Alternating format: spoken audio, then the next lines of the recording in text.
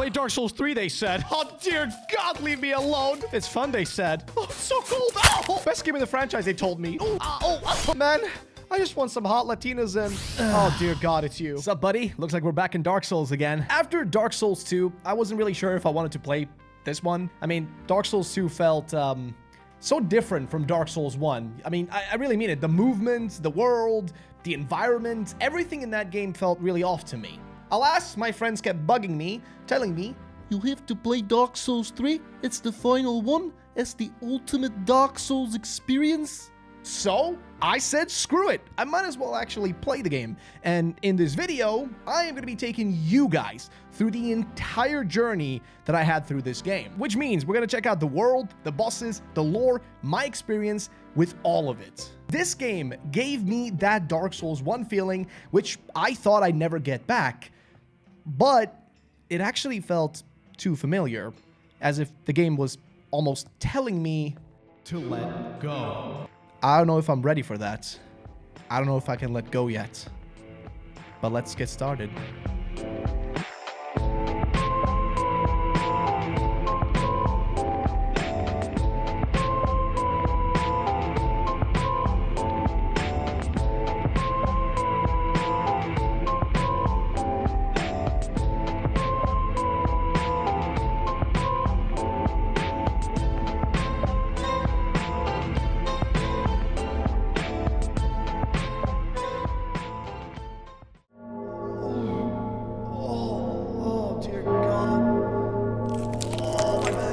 Last time I did crack on a fucking weekend.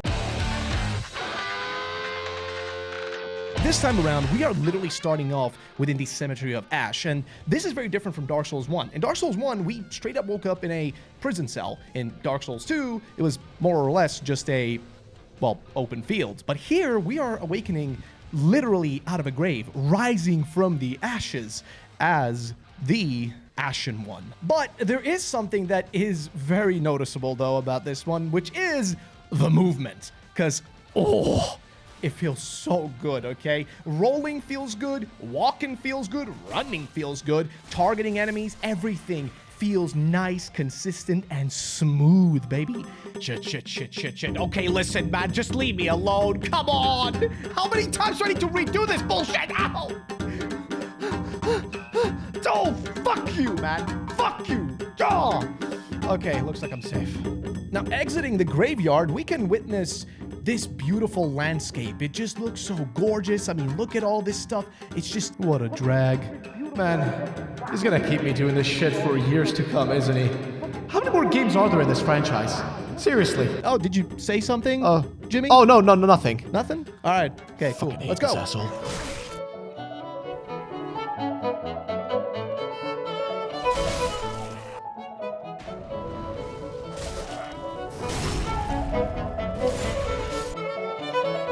Now, by the time Jimmy runs down there to this open field, we discover something really interesting. There is a particular enemy. Oh, wanna bet that this thing is gonna be a fucking boss fight? Wanna bet? Look.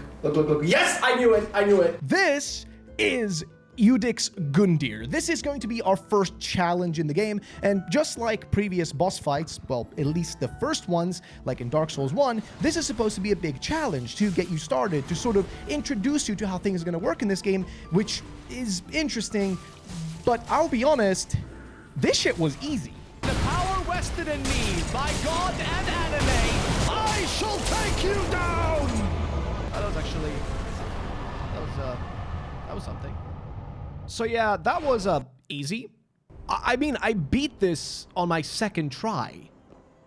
This makes no sense. Is this guy really a boss fight? I mean, this is the kind of game that bends you over and goes to town at you, so who's he? His name literally means judge. So he's Judge Gundyr. He's judging if we are good enough, if we are worthy enough to go and link the flames. And we prove that we are good enough. But, I don't know if you guys know this, but there's only 85% of people who've gotten the achievement for beating this guy on Steam.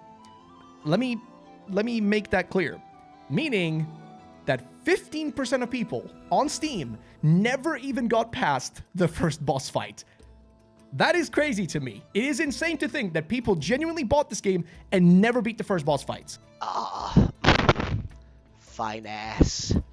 find Latina ass. We've picked up the coiled sword, which was in his body, and we've taken this now towards a new location. Get my way uptown to my friend Tyler's crack house upstate. Dun-dun-dun-dun-dun-dun. I don't want to go hollow. Dun-dun-dun-dun-dun-dun. I just want crack. Dun-dun-dun-dun-dun-dun. Ladies and gentlemen, this right here, this giant cathedral, is the entrance to Firelink Shrine. And as we walk inside of it, I'll be honest, it doesn't really look like it used to, does it? Hey, miss, do you happen to know the directions? I need to buy crack. Lots. I mean, lots of crack. We do find a few recognizable people. There is a firekeeper, which I know all you gooners are gonna be just doing your thing to. I mean, at least we can't see her feet, so that's good. There's also a random old lady who kind of looks like the firekeeper from Dark Souls 2, which was kind of a cool reference, who can sell you items. There is, as always, just a guy who kind of hates his life. He wants to die. He hates everything going on. And I even find the blacksmith from Dark Souls 1, which is really cool. I like the references. And already here, I started feeling a bit at home, except, where the fuck are we supposed to go? Not up here. Maybe down there? Nope. Maybe up here? Nope. Never not again. Where the fuck am I supposed to go, dude? Yeah, I was kind of lost the entire time here. Jimmy was just running around like a headless chicken. I find myself going outside where Jimmy and me face off against a new enemy of sorts.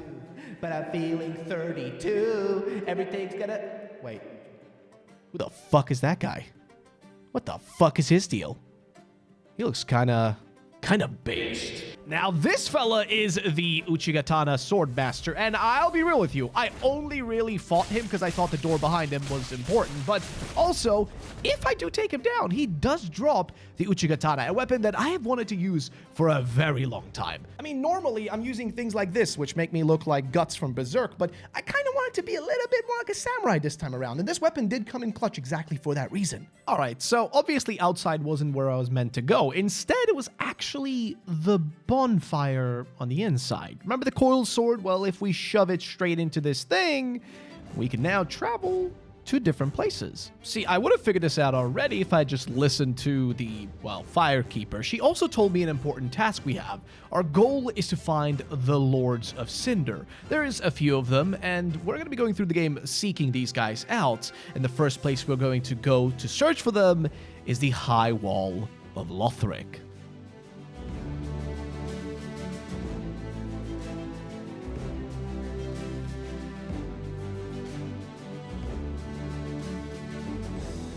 Where the fine Latinas at? Not over here. Not down here either. Maybe. Oh shit, never mind. Get the fuck away from me, please. Oh my god, Blue Lad, please help out. The High Wall of Lothric mimics very much the same vibe of the Undead Burg of Dark Souls 1, but with a populace that is far more likely to give you gonorrhea if you accidentally let them sneeze at you. Wait. Did you just say gonorrhea? Oh shit, there's actually a save route over here. Maybe this leads to, the same fucking hallway. Maybe try over there instead. Am I just going in a straight line at this point? Pretty much, yeah. We're kind of just going in circles at this point. Man, what happened to the maze stuff from Dark Souls 1? Like the labyrinth and shit? Oh, you mean like the interconnectedness? The sort of interconnectedness that you do not feel with your wife? No, but seriously, it actually misses that same connection from place to place that you'd have in Dark Souls 1, where different actual locations do connect, or the sort of openness that you'd get from Dark Souls 2, where you genuinely can go in multiple different directions with multiple different outcomes. Here, there's only really one way to go, and it's kind of always just straightforward, which is, you know, it's fine, because in reality, what this game benefits from is that most of the areas, maybe not this one in particular, but most of the areas do actually give you these sort of side paths that still lead into one location, but the actual locations themselves are so gorgeous and fun to go through that it's actually fine. Oh, dear God. What the, what is that? What am I looking at? Now, this is the Puss of Man, not to be confused with any other kind of puss of a man, but this is the corruption spreading through Lothric, literally bursting out of these hollows. It's kind of a weird thing from the abyss that's inside of them that's kind of made them even worse than hollowed, right? They've been completely taken over by darkness, and they're kind of annoying to deal with at times, but you don't really encounter too many of them. Okay, nah, fuck that, man. I did not sign up to deal with this thing, okay? Fuck you, Blue, too. Like, you're just a piece of shit, man. Okay, so besides the weird black goo, I do love what this wall represents. It's literally a piece of the kingdom lifted up to keep something out, or keep something in, perhaps. That fuck might get me. This fat fight might get me. John! Oh, I hate it here. Oh, shit. Oh, I seem to have attracted a foul beast to my presence.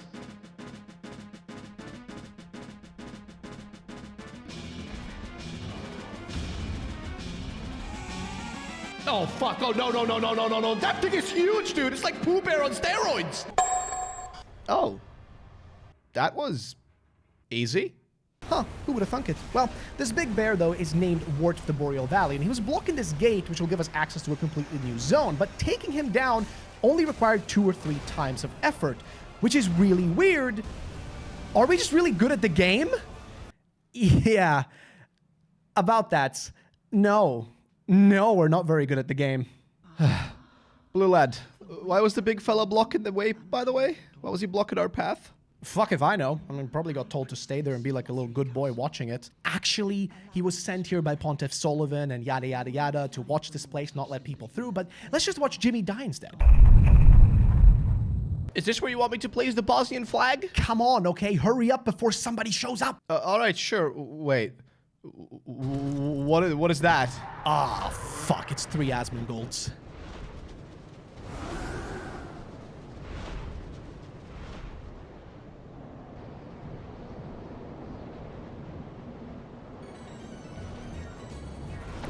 Welcome to the settlement of the Undead. Now, if the name doesn't make it very clear, we find ourselves where most of this audience, including myself, will be recognizing.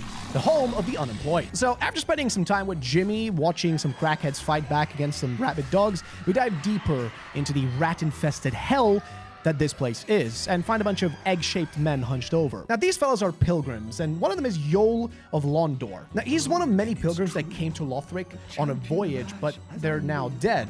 So he's one of the few that we can find, kind of like a little shiny rare Pokemon. If we save him, he'll show up as a vendor back at Firelink Shrine. How many different fucking enemies are there? Okay, good question. See, this game has a lot of enemies. We've got hollow manservants, guys with pitchforks, dogs, pissed off dogs, not to be confused with regular demonic dogs. We've got a fat guy, a fat girl, and everything under God's green earth that's blocking our path. You aren't doing really much to inspire a bunch of confidence in me here. Jimmy, look, this is not my job. See, Dark Souls 3, it does this thing. You've got tons of enemy variety, which is good. But they throw all of them at you at the same time, which is bad. The fluid movement, though, makes it easy to sprint past most of them, which is good. But that does mean you never actually fight them, which makes the variety kind of pointless, which is bad. Now, I do have to give credit to Dark Souls 2 here, weirdly enough, which heavily incentivizes you to actually beat the enemies in each area so you could eventually clear the NPCs out as well. That way, you didn't have to constantly do the same run back. But either way, this allows you to completely despawn them, but in Dark Souls 3, you can't. How does any of this information help me right now? Oh, it doesn't help you at all, but I mean, I gotta build up some suspense before the boss fight, right? Well, why? Why would this fight need a build-up? Oh, you wouldn't believe what you're in for. What does that mean? You're about to enter the 7 hells and meet your maker, you fool. Oh, shit.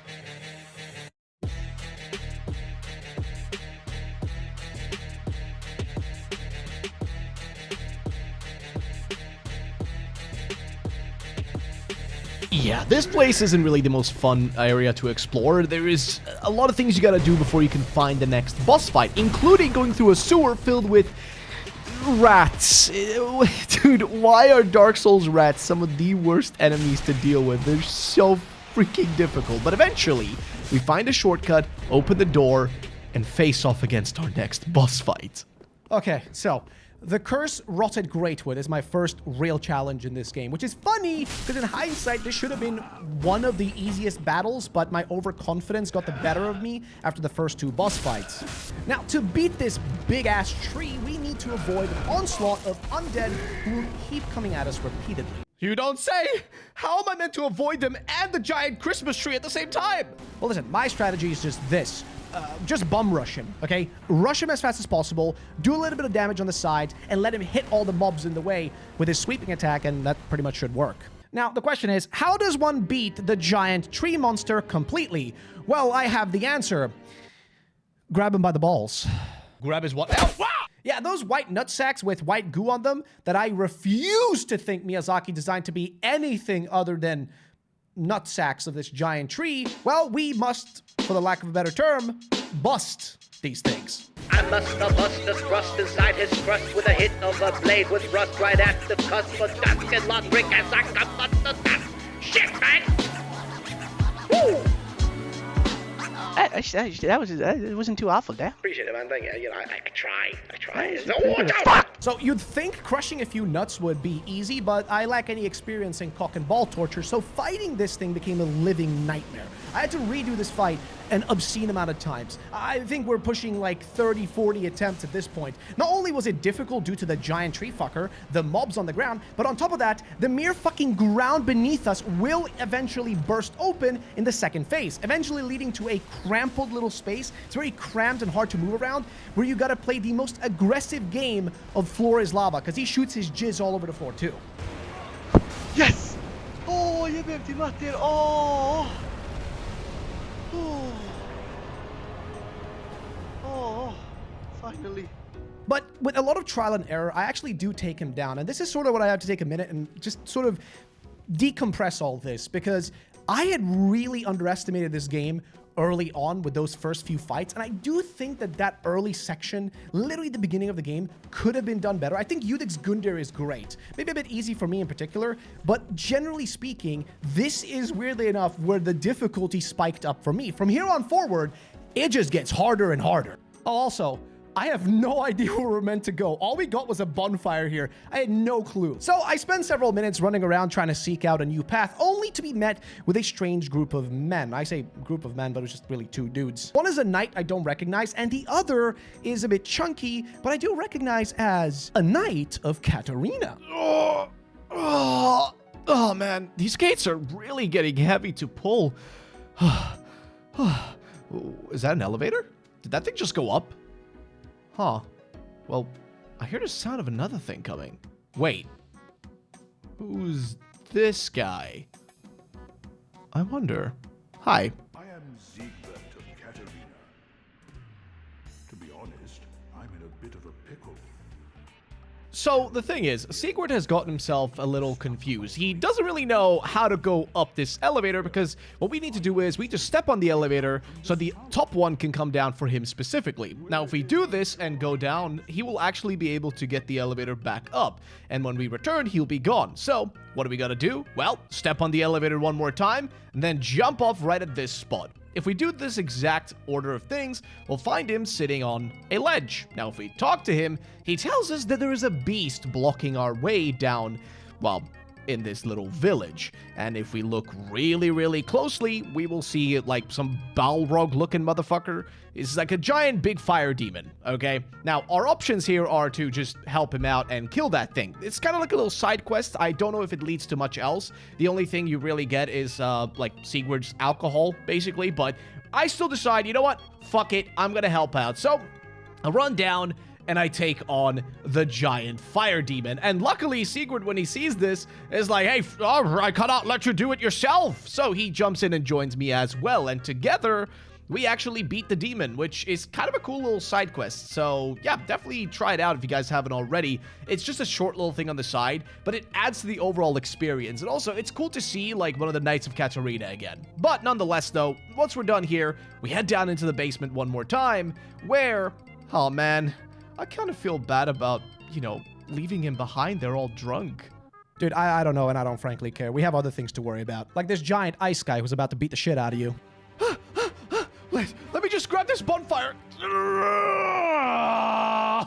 This thing is so heavy. So if Frostbite isn't your fancy, this fight is best avoided. However, if we do beat this Outrider Knight, you get your hands on the Irithyll Straight Sword, which is actually really cool because this thing allows you to cause Frostbite damage against enemies too, which I think is pretty neat. But also, this guy seems to be related to Vordt of the Boreal Valley, the big bear fella. They seem to both have been looking like this. Like, I think Vordt looked like this before he turned into a giant bear by Pontiff Sullivan. So, kind of cool to see though. All right, Blue. Where do I go now? Oh, dear Lord in the heavens above, what kind of place did you bring me to? Oh, please, dude. So, the Road of Sacrifices, if the name wasn't creepy enough, is filled with what can only be one of the most appalling enemies I have ever seen in any freaking Dark Souls game. The enemies here are terrifying, but also incredibly annoying to deal with because they gang up on you. There's also a random NPC invader, which we can just yeet off a cliff. Come on. He actually fell down. Can I still get the thingy?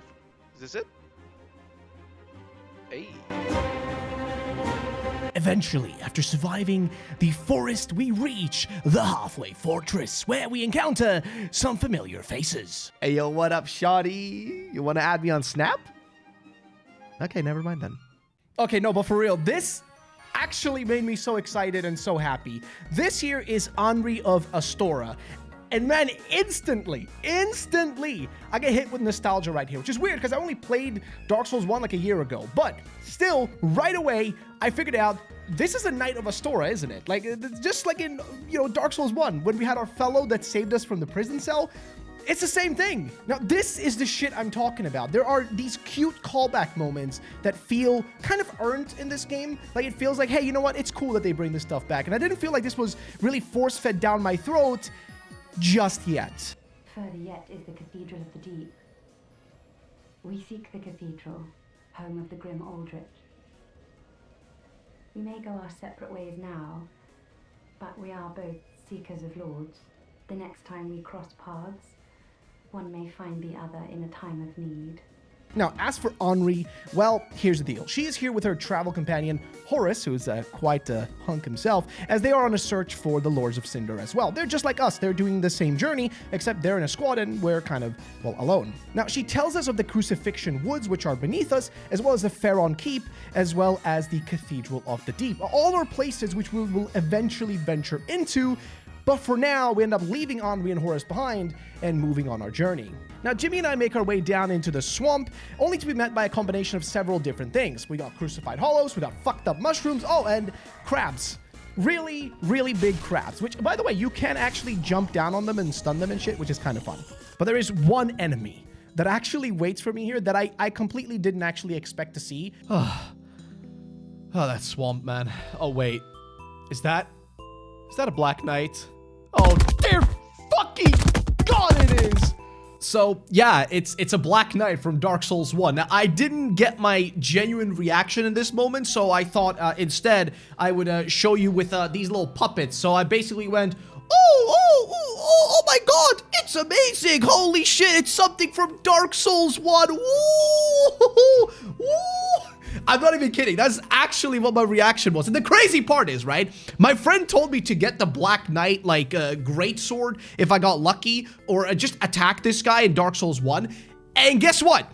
I did it again, and I somehow got the great, like, sword again when playing. It doesn't make any sense. I love this game, okay? But it did also add, like, this weird deja vu where I started wondering, like, dude, there's a lot of similarity to Dark Souls 1 in this game, which persists throughout. Now, you already know I'm going to be using the big bonk weapon. Yet, I will say, this feeling of everything being familiar does remain and linger for quite a while. I mean, there are so many similarities to Dark Souls 1, and sometimes it gets me a little confused, I'll be honest. I'm running up that road. I'm running up that hill. I'm running up that hill.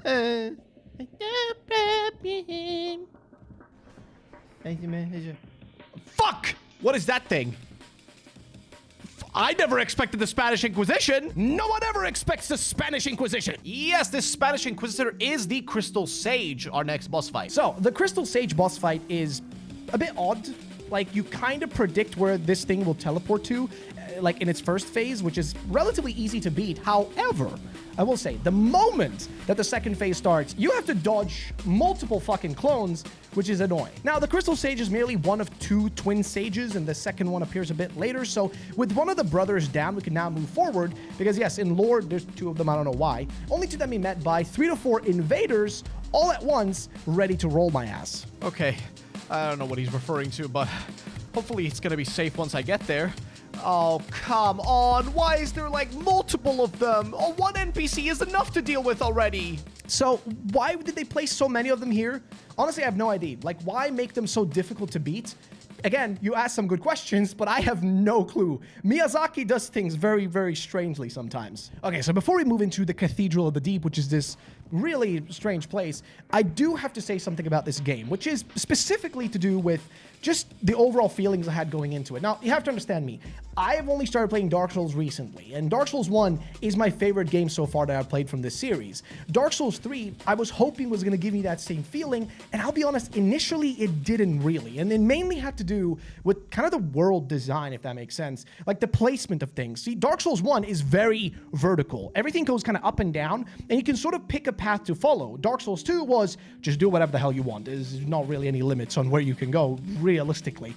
But Dark Souls 3, everything is very linear, which I think is fine. And I think that, like, people that play, I guess, Elden Ring, which is open world, kind of can be like, hey, you know what? That's the best of both worlds. That's the best of all worlds. But I kind of worried that the lack of verticality initially on was going to be a problem. However, I do feel like the one thing that carries this game is the boss fights, which we will get to more of them, and they only get better and better the further in you go. There's some really good boss fights in here, a few stinkers, but overall, I do wish there was a bit more verticality in the first areas, because later down the line here, the zones we go through do get more vertical, and you do have a little bit more options of exploration. But that's just my thoughts. Now, let's go into the Cathedral of the Deep.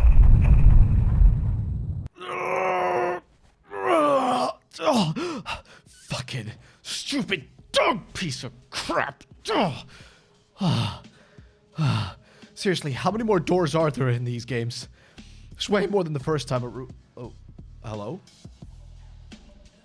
Why is this guy on his knees? He keeps praying to something called Ariandel, and honestly, I have no idea what the fuck he's on about, but something tells me I will find out eventually.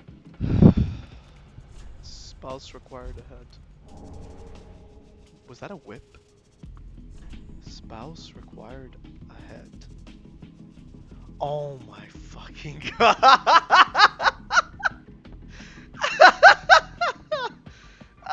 This fucking game! Oh my lord.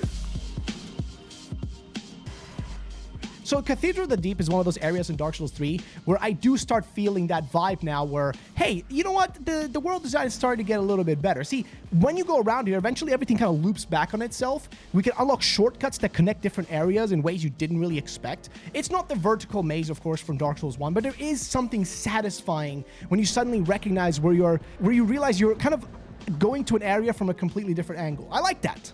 Blue, I think the Santa guy on the floor is tweaking out. Jimmy, I would stay away from him if I was you, honestly. Whoa. Whoa! And then the ashes were too.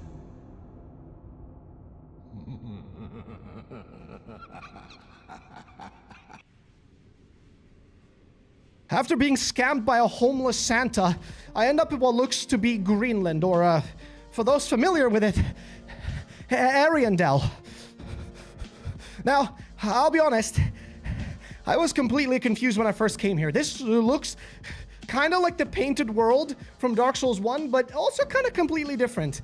I mean, it's cold and snowy, and I do love the aesthetic as someone who grew up in a cold country, but Dark Souls is famously kind of grim and dark and very drab, so having really anything with glittering white snow is kind of refreshing.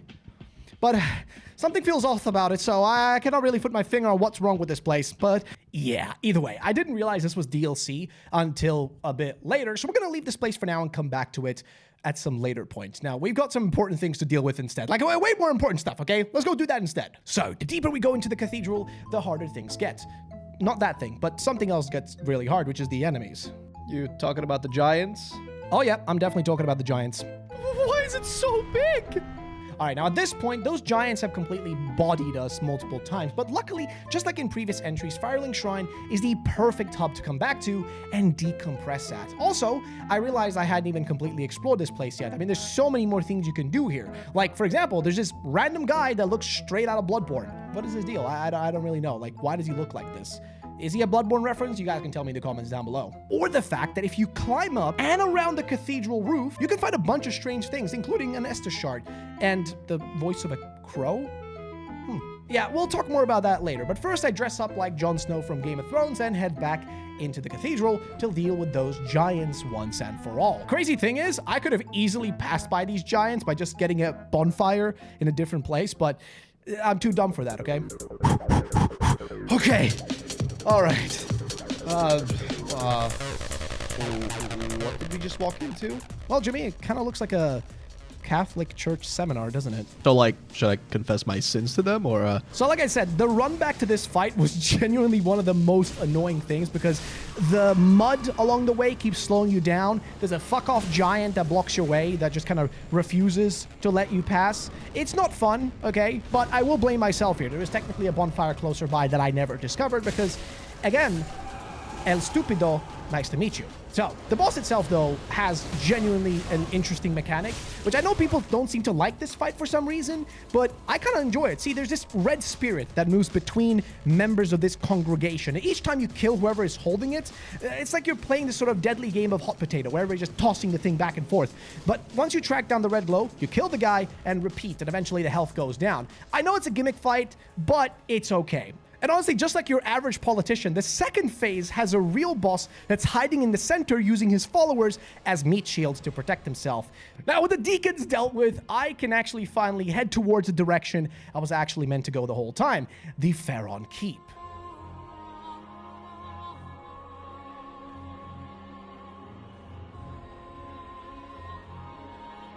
Which is another fucking swamp. Of course it's a swamp, of course. Why does Miyazaki keep making swamps? Why the fuck does he like swamps so much? Yeah, I don't know, man. It's just, he just loves swamps. Take 1, dealing with Farron Keep swamp. Ow! Take 5, dealing with Farron Keep. Oh! Take 25, dealing with Farron Keep. oh, I don't feel so good. Take 50, dealing with Farron Keep. Oh! Take 125 of dealing with Farron Keep. Ave Maria! Okay, so the Farron Keep is just another fucking swamp. I don't know why Miyazaki loves doing this, but here we are. Like, it's just constant poisoning, infected monsters that looks straight out of the fucking abyss. And for whatever reason, to unlock the gate we need to go through, I have to light a bunch of fires that are scattered across this honestly miserable place. Like, man, I really gotta check my notes to see, like, what kind of ingredients does Miyazaki use when he makes this? Let me see. It was the following. Stones, pain, and a trip to Spain. These were the ingredients chosen to create the perfect Dark Souls game. But Miyazaki accidentally added an extra ingredient to the concoction. Existential fucking dread. Thus, Dark Souls 3 was born.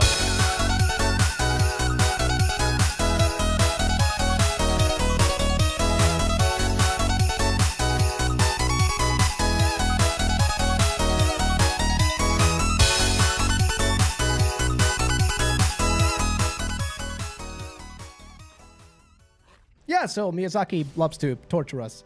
And if you like existential dread, we've got that, so yeah. And if you like shitty swamps, we will absolutely got that too. But by far, this has been one of my least favorite areas in this game to explore. The poison sucks, the enemies suck, the vibes just, they ain't not there, dog. They ain't fucking there. Yeah, dog. I sure love the vibes around here. However, something does wait in this area that will bring me some joy. But first, I climb a giant tower, find a big doggo. I kind of know this dog. That kind of reminds me of another doggo I've seen before, but this little fella doesn't look to be doing so well. Sorry, little fella. I really got to get going. I have to figure some things out. You know, taxes, stuff like that. I open the gates, and I find my next boss fight. The Abyss Watchers.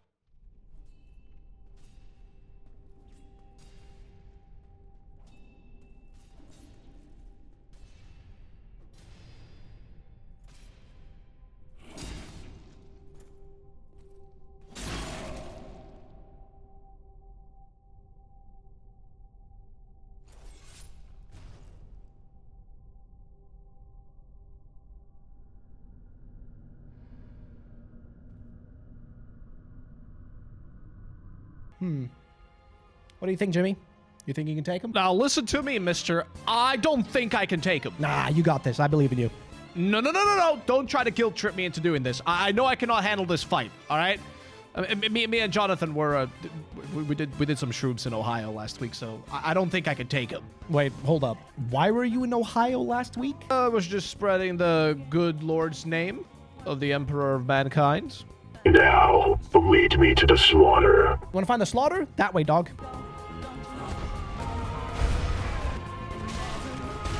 The Abyss Watchers. Okay, all jokes aside, this is my favorite fight in this game. Like, there's a lot of fights I do enjoy, but this has to be one of, like top 3 in this game, okay? First of all, I love their moveset. They have quick, just quick moves where it requires you to have quick reactions to dodge them, but also, when one of them shows up and then a second one shows up, they gang up on everyone, including themselves, okay? Taking down what should be their comrades, which is just freaking insane. These guys are so deep into, like, the juju of the Abyss that they can even not discern friend from foe anymore. They're so fucked up that they're tearing themselves apart and each other. That's kind of sad, actually. Yeah, it is kind of sad, really. Makes for a good fucking boss fight, though. Like, actually, such a cool fight. I love this. Like, I don't know, man. I don't know what to say. This is also where I discover my least favorite new thing. Second phases. Fuck you, Miyazaki. Fuck you, dude. Actually, fuck you for that one. Phase 2. Oh, I've been waiting for them to do this. Okay. Okay, yeah, so I've only gotten like a tiny, small indication of this throughout my journey so far, but this is where I first have to genuinely deal with it. Like, listen, I've kind of had phases already, and there's phases in other games, but this was like one of the first times where I genuinely got to take their health fully down, and then motherfucker just gets reborn. I don't remember this being in Dark Souls 1 or Dark Souls 2. Like, I cannot recall at any point where I had like 2 phases like this where I completely kill one off and they get reborn. Shit was genuinely surprising. Like, I was actually like, oh, fuck, dog. Oh, no, I don't want to deal with this. And then I had to. But it made for a really memorable fight, though. Holy shit, I did it. Cinder of a Lord. Soul of the Blood of the Wolf. Oh my god, I cannot believe I did it. I beat him, Bubba. I beat the boss. So that shit took a while, and our reward is access to a graveyard. It's the catacombs, basically. Just the Last fucking one into catacombs. the catacombs has to Also, sleep with the fuck, he's corpses. fast. Jimmy, calm the fuck down, dude. We're not in a rush. Oh, whatever. Where exactly are we right now? Okay, so the catacombs is, again, where the deja vu kind of strikes. Now, these catacombs are at least a lot brighter than the ones that I've seen before. At least I can see where I'm stepping. But the skeletons are still here and present, and equally as frustrating to fight or even run past as ever. Now, by the time I got here, I kind of figured something out about this game's world. So remember back at the high wall when Jimmy kept looping back in that same hallway? Well, here's the thing. That's just how the whole game is built. Everything is on a long forward road. It's genuinely not a game where you're going to be lost for hours like in Dark Souls 1. And I kind of made my peace with that. This is just a different kind of design game. It does have some intricacies and moments where you do loop in yourself, like Cathedral of the Deep was a good example, where you do kind of loop back to the church again, or the cathedral or whatever. But here is where I kind of realized, okay, so it's mostly just straightforward. Like, you don't really have to go other places. But what the Catacombs do have going for them, though, is the most Indiana Jones type shit I've ever felt in any of these games. There is boulders, there are fucking skeletons, there's just everything you can possibly imagine. You're being chased across a fucking crumbling bridge. And at the end of the bridge, once you cross it... oh, this thing is heavy!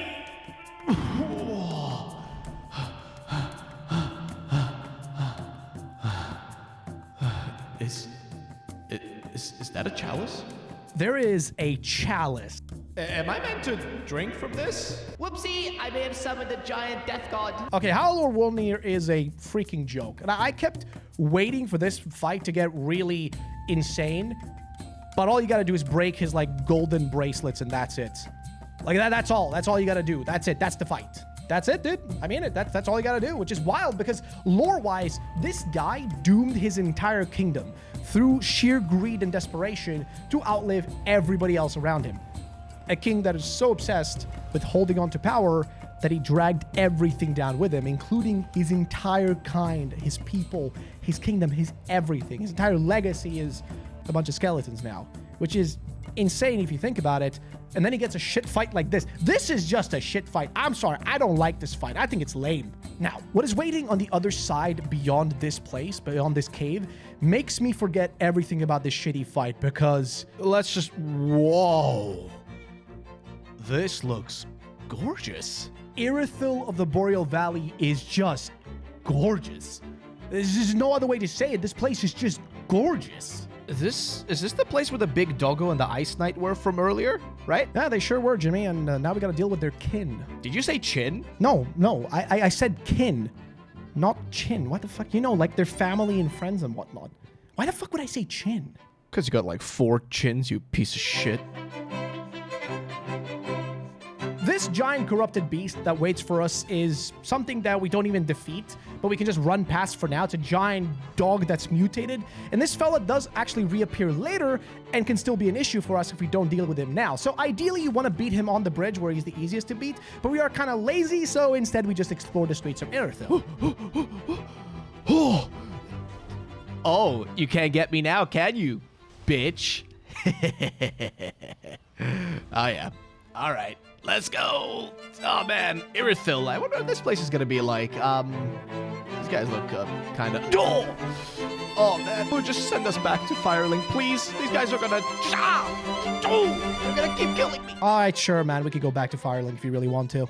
Might as well. Now, good thing we went back to the shrine when we did, because here is now where we can meet Henri again. See, Henri, which we met earlier, is a knight of Astora. Now, she tells us he's trying to reach the Boreal Valley as well, but still needs to cross through Farron Keep and the Catacombs first. Now, this launches us into a little side quest, which we can do, and it's actually an important side quest if you want to get specific endings and stuff like that. Now, personally for me, I just went for the basic ending for this video and everything, but if you want to get a full picture of this game, it is the kind of game that I think really encourages you to play it multiple times, which is weird because there's an underlying message in this game that is the opposite of that, but I'll get to that when I get to it. For now, though, we just talk to her. So honestly, I tend to overlook side quests in these games because I have very much a one-track mind of, goal this, me do goal complete, monkey feel good, me happy. That's usually how my brain works, but I really wanted to see where this one would actually go, and I'll say this, it actually has to be one of the most sad fates that I've witnessed in like a Souls game. I mean, there's another one. My boy, he remembers me.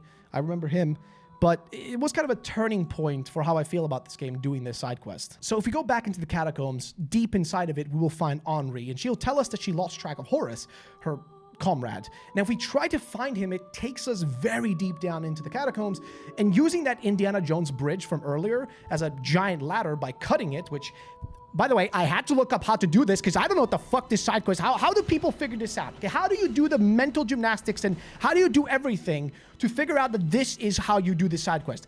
I don't get it, man. I had to look up a guide. I don't know how else to do it. However, at the bottom, we find a giant demon. It's a kind of smeltering-looking demon. And if we fight it, I kind of assumed this was a boss fight at first, but it's just a little mini side boss, side activity, and we just take him down pretty quickly. Eventually, I find myself arriving at Smoldering Lake. And I'll be honest, man, wow. Like, this kind of looks like what I would have imagined that the actual demon ruins from Dark Souls 1 would have looked like if they were completed. Like, imagine the demon ruins, but they weren't shit. I mean, to be honest, I kind of still like the demon ruins. I know a lot of people don't like them, but this is kind of like what that would have looked like if you know, Miyazaki didn't rush it in the end. But however, just like the demon ruins, it does hold a few dark secrets, and one of those is our friend Horace. So, yeah, we have to fight Horace in the end, which, well, yeah, it kind of sucks. I guess his whole purpose was to keep Henri safe, and not being able to do that led him down this path. And he went hollow. So we have to take him down ourselves, which, yeah, it kind of really sucks. So back up in the catacombs, we can either tell Henri the truth, which would devastate her, or lie and say Horace is safe. So we lie. I didn't want to break her heart. So she says she'll move on to the Church of Yorkshire in Irithyll. And honestly, this kind of whole scenario is just sad, man. I didn't want to lie to her, but also, why did any of that have to happen? Again, someone we were friendly with in this game ends up suffering a horrible fate. Why does that keep happening? Now, the Demon Lake does contain some more interesting stuff, though. There's a dune-sized worm in the lake that can appear and fight us, which is visually really freaking cool. There's also a really fucking annoying person shooting arrows from above, which sucks. The worm also lays, and a bit past the worm lays the crypt of the old Demon King. Now, I wanted to explore more, but with this dude shooting the giant arrows from the roof and the deeper, sections filled with those same asylum demons from Dark Souls 1, it was honestly fun and nostalgic to see, but it kind of sucked. So I figured I'd better beat one of the bosses here, that being the old Demon King.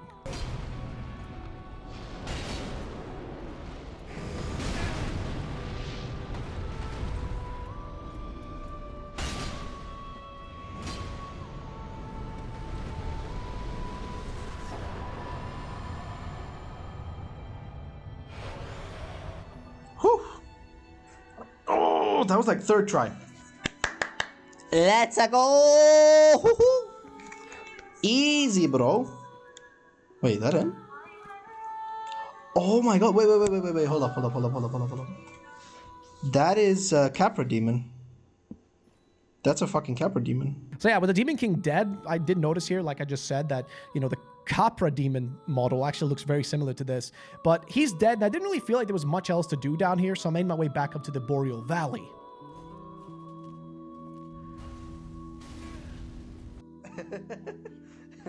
Dry finger butthole. So the valley is crawling with knights, priests, and all other kinds of nightmarish creatures. But in one of the churches, we do find safety, but also ennui. Hey, yo, what up, shawty? You feeling all right? You want some cake? You want some cookies? I have none of those, but I can try to, do something. Yeah, so she never actually found Horace, or if she did find him, she must have realized that he was dead, and she seemed a tad depressed. But I did learn one important thing. If I don't actually protect her right now in this moment, she'll soon meet a very similar sad fate. Because in this room, there is an imposter among us. I swear I didn't do it, Blue. I swear you can never take me alive! It's not you. Why would it be you? That makes no sense. Oh, okay, sorry. Either way, whatever. If we attack one of the statues in the back of the room, we can uncover that it's an assassin with a chameleon item on them to, turn into, whatever this thing is, waiting to take down Henri when she was alone. He was sent here to assassinate her by some kind of priestess or something, but by doing this here, by stopping her from being killed, by taking this guy down, we save her life. Now, how much more despair does this game want to throw at us? Well, a lot. A fucking lot. All right, listen, dude. Since this fine-ass hot girl is now safe, can I ask her out on a date? We have to explore more, dude. I'm sorry. I hate you. I love you too, buddy. I'm sorry, man.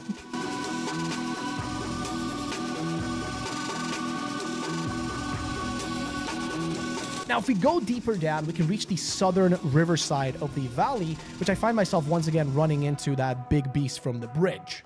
That's literally the thing. This thing was on the bridge and I didn't kill it.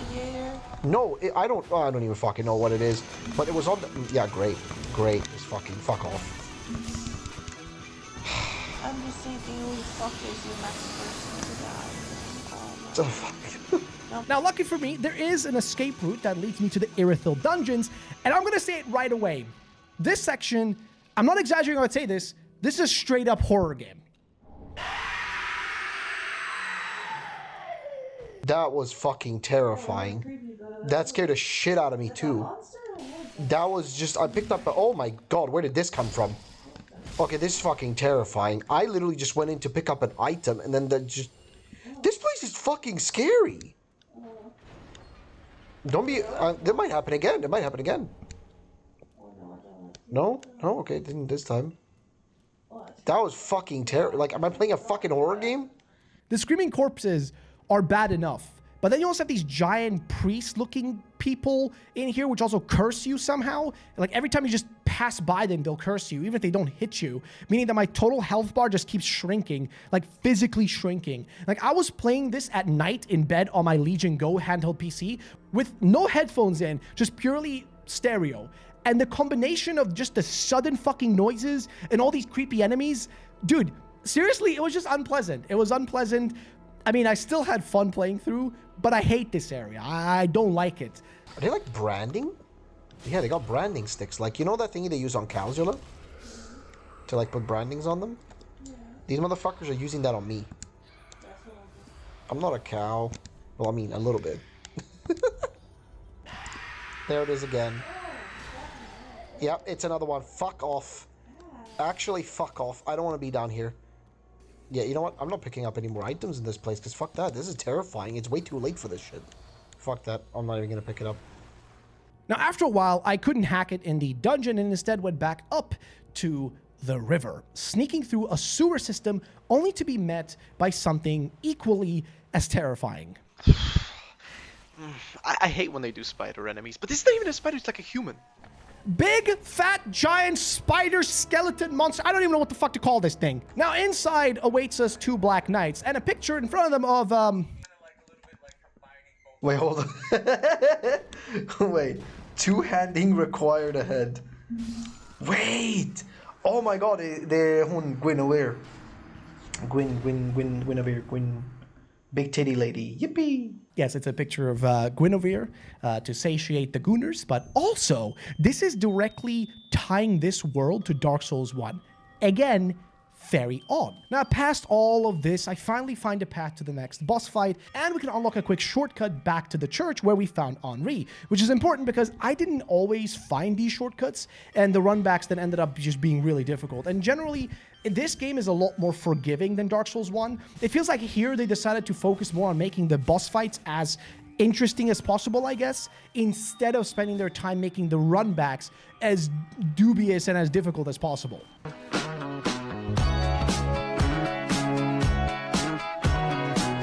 But here inside is our first real challenge. The fight against Pontiff Sullivan. And holy shit, what is this? Blue! Ah! Fuck! Oh, shit, dog! Oh, he is fast as fuck, boy. Blue, what do I do? Honestly, Jimmy, I don't know, dude. I am really not sure what we can do here. I mean, we can quit. We can always quit, to be fair. We can always just quit. Now, something does crop into my mind, though. See, up until now, I've kind of barely interacted with the Ember system in this game. Just like humanities in Dark Souls 1, Embers are what we use to restore our health fully and also reverse our hollowing, but I kind of completely neglected to use them for actually summoning people, not realizing I could make summon signs appear on the ground by using Embers. And given how badly this fight was going, I had to do it.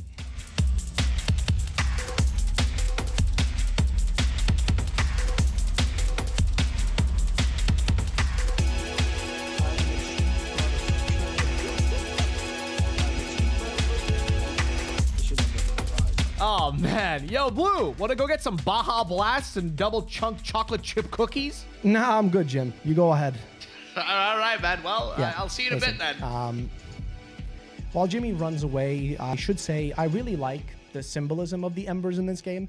Now, see, if you think about it, when we started this game, we literally rose from ashes at the start of the journey because we are the ashen one, right? We're literally of ash. We don't have a strong flame burning in us, so embers being what we use to keep our humanity and stop the hollowing is kind of beautiful, but also kind of sad. Like, we're clinging to something that perhaps we should let go of. Also, I didn't realize this until like way later into my journey, but the sun in this game is literally dying. Like, the actual sun is just a giant dark hole. It's a giant eclipse or some shit that's going on. It's literally bleeding, and it's just losing its light, which is really crazy. There's a lot of really cool symbolism in this game that I actually really enjoy, because I'm not the smartest person, I'll be honest. I don't always understand every piece of symbolism. I don't understand all the lore. If I had to figure it out all on my own, I would never figure it all out. It would take me forever. But it's fun to kind of figure some things out on your own, but then also look into what people have to share, theories. It's kind of the best part about these games, because as much as I enjoy the boss fights, the journey, the runbacks, everything, I also really love the worlds that are created by From Software here. They are genuinely interesting. Or maybe I'm just yapping. Either way, let's go. So right after beating Pontiff, I keep moving forward and run into two dudes using purple weapons and wearing armor that looks straight out of Game of Thrones. Like, they just look like they came from the Night's Watch. And I assume they're other player characters at first because they don't have that, like, red aura from invasions on them. But eventually I figured out they're just NPCs that are blocking our path. Arrows, get down! This is the same shit from Anno Londo in Dark Souls 1, and I hated this even back then, okay? It really sucked ass. But there's a reason for that feeling of similarity, there's a reason for it, because we are back at Anor Londo.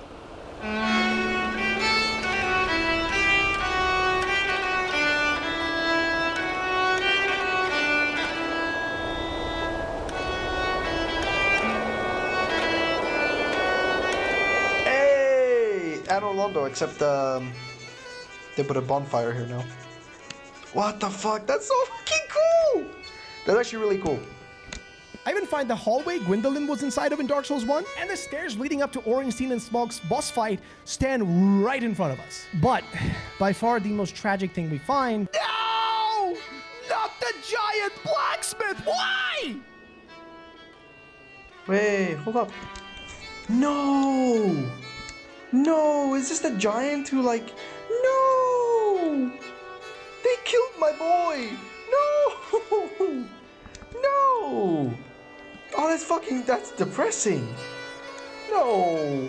Yeah, this shit was kind of gut-wrenching to see. I didn't like seeing it, okay? This humble giant he's our fella, he's our boy, you know? He helped us out so much back in Dark Souls 1, especially in Anor Londo, because that place was hard to deal with. And now all that remains is barely a corpse of who he was. But think about it. That means that he was around long enough. That means that the world we're currently in, this is still the Dark Souls 1 world. And this is kind of where I figured that part out the most. I was like, okay, this is the same game. Like, this is the same world. We haven't gone to a completely different place, sort of like what we did in Dark Souls 2. But yeah, it's just all starting to feel far less like references to the first game and more like this is just the literal future that we see in Dark Souls 1. It's a more twisted version of the Dark Souls 1 that I experienced and explored once. And the feeling of like... this weird feeling of melancholy and nostalgia that I felt at the start of this journey kind of start to erode a little bit. Like, it's kind of like seeing somebody you love get older and weaker and people you look up to becoming shells of their former self. That is what this world in this game starts to feel like. And man, why the fuck is this game making me feel sad all of a sudden? It's so weird. Dark Souls is such a weird game, man. It brings weird emotions out of you, which you wouldn't expect. Want to climb the stairs and fuck up some evil boss fight to feel better? Fuck yeah, dude. Let's go. Let's do it. All right, let's do it. Now, the fight that awaits us is one of the strangest I've encountered. It's against Aldrich the Devourer. And this guy is just awful. But to fight him, we can use a summoning circle, and that's how we start the fight. And we do it alongside Anri of Astora, which was pretty freaking cool. Now, with her help, it's a relatively easy fight. But little did I know that after beating him the first time, and then deciding to enter the giant Anor Londo castle, where I would expect to see Smog's fat ass or Ornstein ready to bop me with his blade. Instead, Aldrich, we gotta fight him again? And alone? Yep, seems like it. Looks like we're battling Aldrich all alone this time. Oh. Finally. Whew. My heart is beating so fast. Holy fuck. Whew. All right. Visions of love. Oh my fucking god. Wait. How do you do this? Oh, look. Gwyn. Ah, I see. His son is missing. So Gwyn. Guinevere. Gwyndolin. We just... Now, while Jimmy has fun with that, I should give some context on this guy because his backstory is kind of interesting. Like, genuinely, it is intriguing. Now, as his name implies, he has been devouring other humans, or rather, gods, right? His whole design is him using Gwyndolin's top half body like a puppet, right? While his true nature is the black goo underneath. Now, this guy is pure evil. There is no other way to really put it. There's no sense of humanity or hope anywhere in this individual or creature, whatever you want to call it. So defeating him after many trials and tribulations is the best feeling. Both because the fight is incredibly hard, and because this guy just sucks ass so much. Like, there's so many abilities, these fires and so much shit he shoots. I hate it. With that, we are done in Anor Londo for the time being, but I am left with a strange aftertaste in my mouth. Taste in your mouth? Shut up. I know exactly what you wanted to say. Okay. Shut up. Okay, sorry. Either way. Now, there are two things I would have loved to show you my first experience of, like, my actual footage, but I literally can't. See, I was meant to now go back into the Irithyll dungeon, the creepy one where all the jump scares and shit are, to go and find Yorm the Giant. Now, he's down into this one area, and he's one of the Lords of Cinder that I need to complete my mission. Remember, I need like 5 of these guys, but with my lovely Legion Go device, the thing I used to record, I didn't save any of that gameplay. So yeah, I didn't have footage of this fight, but Yorm is a weird battle nonetheless, and I still have some footage of it. Now, I did so little damage at first that I genuinely kind of thought that I found the wrong boss, like maybe I was playing this too early, but turns out it's just a gimmick fight. So you need a special sword that's right behind his throne, and you charge it up with L2 and then smash with R2 to deal like proper damage. It's like an odd little thing, but I kind of enjoyed it. I know a lot of people don't like gimmick fights, but I don't mind them that bad. I know that, you know, technically the guy with the, you know, bracelets and all that shit, he's technically also a gimmick fight, but I kind of enjoy this more.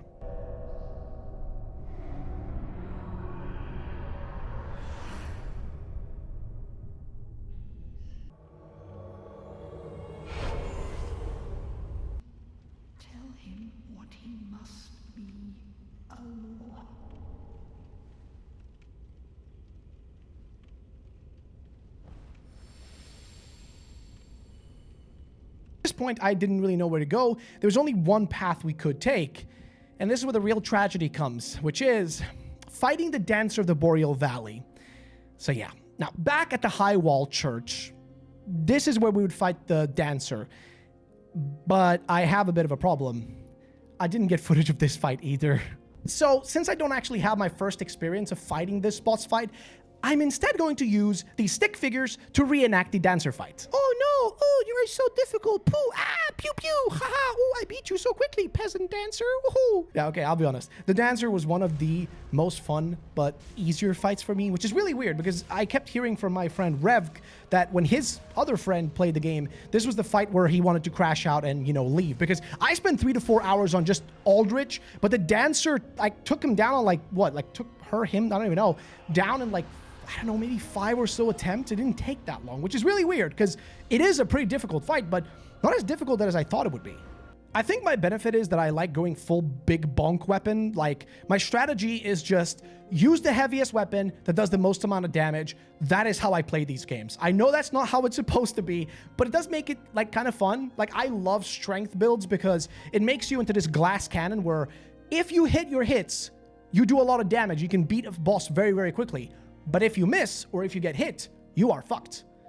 Which kind of balances itself out. And also, the Dancer themselves has a lot of erratic movements that makes the fight really just interesting. You can even also burn down the entire arena. Like, if you use fire, you can actually put the whole place on fire, which is pretty cool. But now that we're done with that, I guess it's about time that we go and deal with Lothric Castle. Now, right away, this place is confusing as hell. It's kind of a maze of corridors and knights and just way too much shit happening all at once, but it does include something interesting, which is the vertical movement, because you have a few different paths you can take. One takes you into a garden where you can deal with a specific boss that we will do later. The other path takes you kind of in this winding area that leads you into the castle itself, which is really cool. Okay, but it's way too many enemies in here, dude. What am I supposed to do? Eventually, we make our way to the bridge, where I find 2 big dragons just chilling and blocking my path. If you try to run past them, they will just blast you with fire and you're kind of screwed. Yo, Blue, those are some big motherfuckers. Yeah, I noticed that too, Jimmy. Now, I get stuck in this loop of dying over and over to these 2 until I finally did the right path, which is to go around them, leading to what I assumed would be the next boss fight entrance. But before I head in, I noticed a ledge, which lets me jump onto the dragons and take them down. So I figured, why not take them down first, making the run back easier, right? Well, after killing the white dragon, something catches my eye. It's this black goo bursting out of one of the corpses. The Puss of Man, again, not to be confused with the other Puss, but again, I've seen this corruption throughout this entire game a few times only, so here it starts to kind of click a little bit more. This is not some random enemy type. It's kind of a weird, like, not a curse, but it's almost like an infection, right? It's almost like it's infesting these people and festering like a wound that just won't heal. And it's literally like oozing corruption throughout everything in this game. Lothric, this place is kind of like it's got this disease slowly killing it from the inside. And I'm curious what that could be. Is it the Abyss? Is it something else? I don't know. Damn, Blue, you're starting to get really deep into this shit, aren't you? Yeah, well, the game's been making me think about, you know, a lot of things in different ways too much lately. Now, my exploration of the castle eventually leads me to a monument. And it's a monument to our son, bro. He's kind of gone, just like a lot of people in this game. Now, we can offer sunlight medals that we picked up along the way here, which I do, but man, seeing this makes me sad. Because this all that remains of our son, bro, is just feet. Which, it's gonna get some of you jacked weird. Is this again a Miyazaki thing? I miss him, Blue. Yeah, me too, buddy. I miss him too. All right. Next up is the fight against the Dragon Slayer armor, and whoa, this one took a while to beat. Mostly because I didn't figure out the right run back at first, so I had to do a really long one, which took longer, and it was a bit more tedious, and you get the point. But eventually I figured out there's like an elevator and everything, and then it made it much smoother. But this fight is just an odd one, because while you're fighting the Dragon Slayer himself, you will also deal with this giant butterfly thing that will shoot shit at you as well, which is like, how is that fair? Why am I fighting that thing as well? And whatever.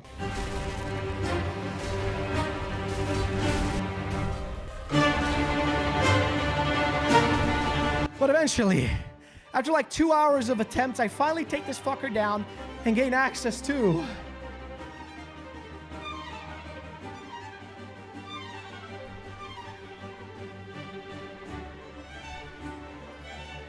the Grand Archives. And wait, this is just the archives. This is just Duke's archives from fucking Dark Souls 1, isn't it? So I find a key on one of the corpses and start looking around, and yeah, it's just Duke's archives, dude. Again, it's more references to the past, or in reality, maybe it's not references, maybe this is Duke's archive, but it's been twisted over time into whatever we're looking at.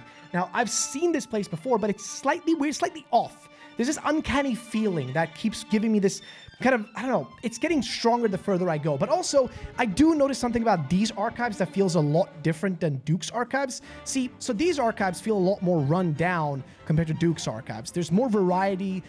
The space also contains these fucking ghost arms that pop out of books and curse you, which just I hate that.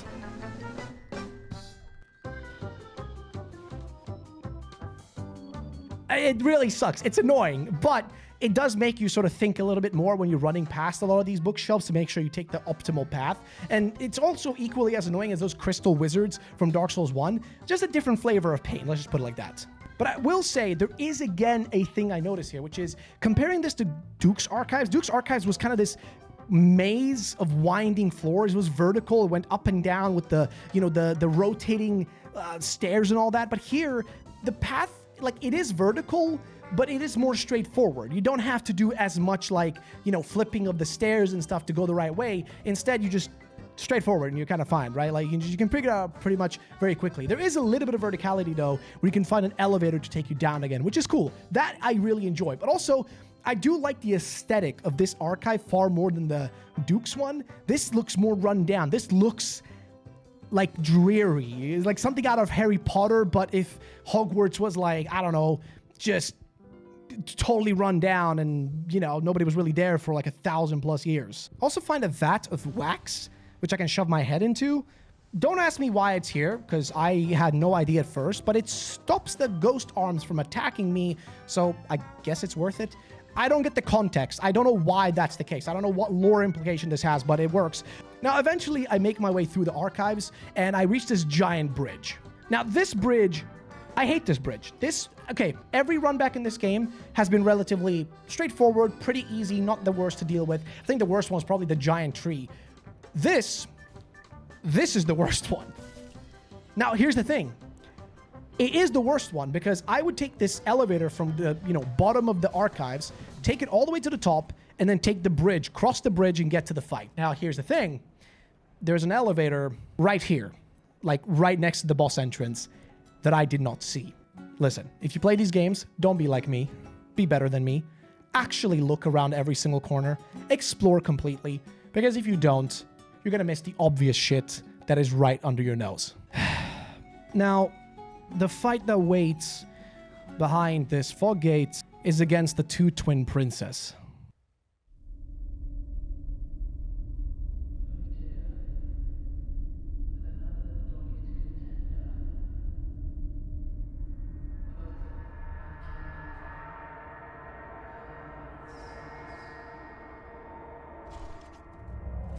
Mind The mantle of Lord interests me none.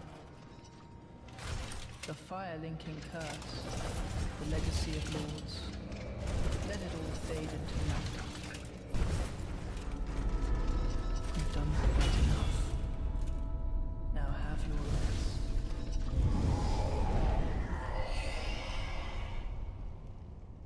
It's a weird boss fight because what they say during it really stands out to me.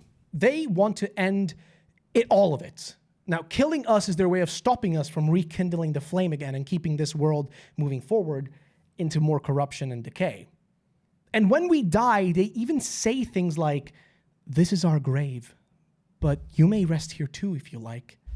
Said in this really sad tone and voice. It makes me think of them less as enemies and more like genuinely real people who just want the suffering of this world and the repetition to finally stop. Like, these are the princes, right? They were meant to be these glorious people to push Lothric, this kingdom, forward, but instead they want to end the suffering, the constant rebirth, because it's decaying them. It's decaying everything. It's making everybody into monsters at this point.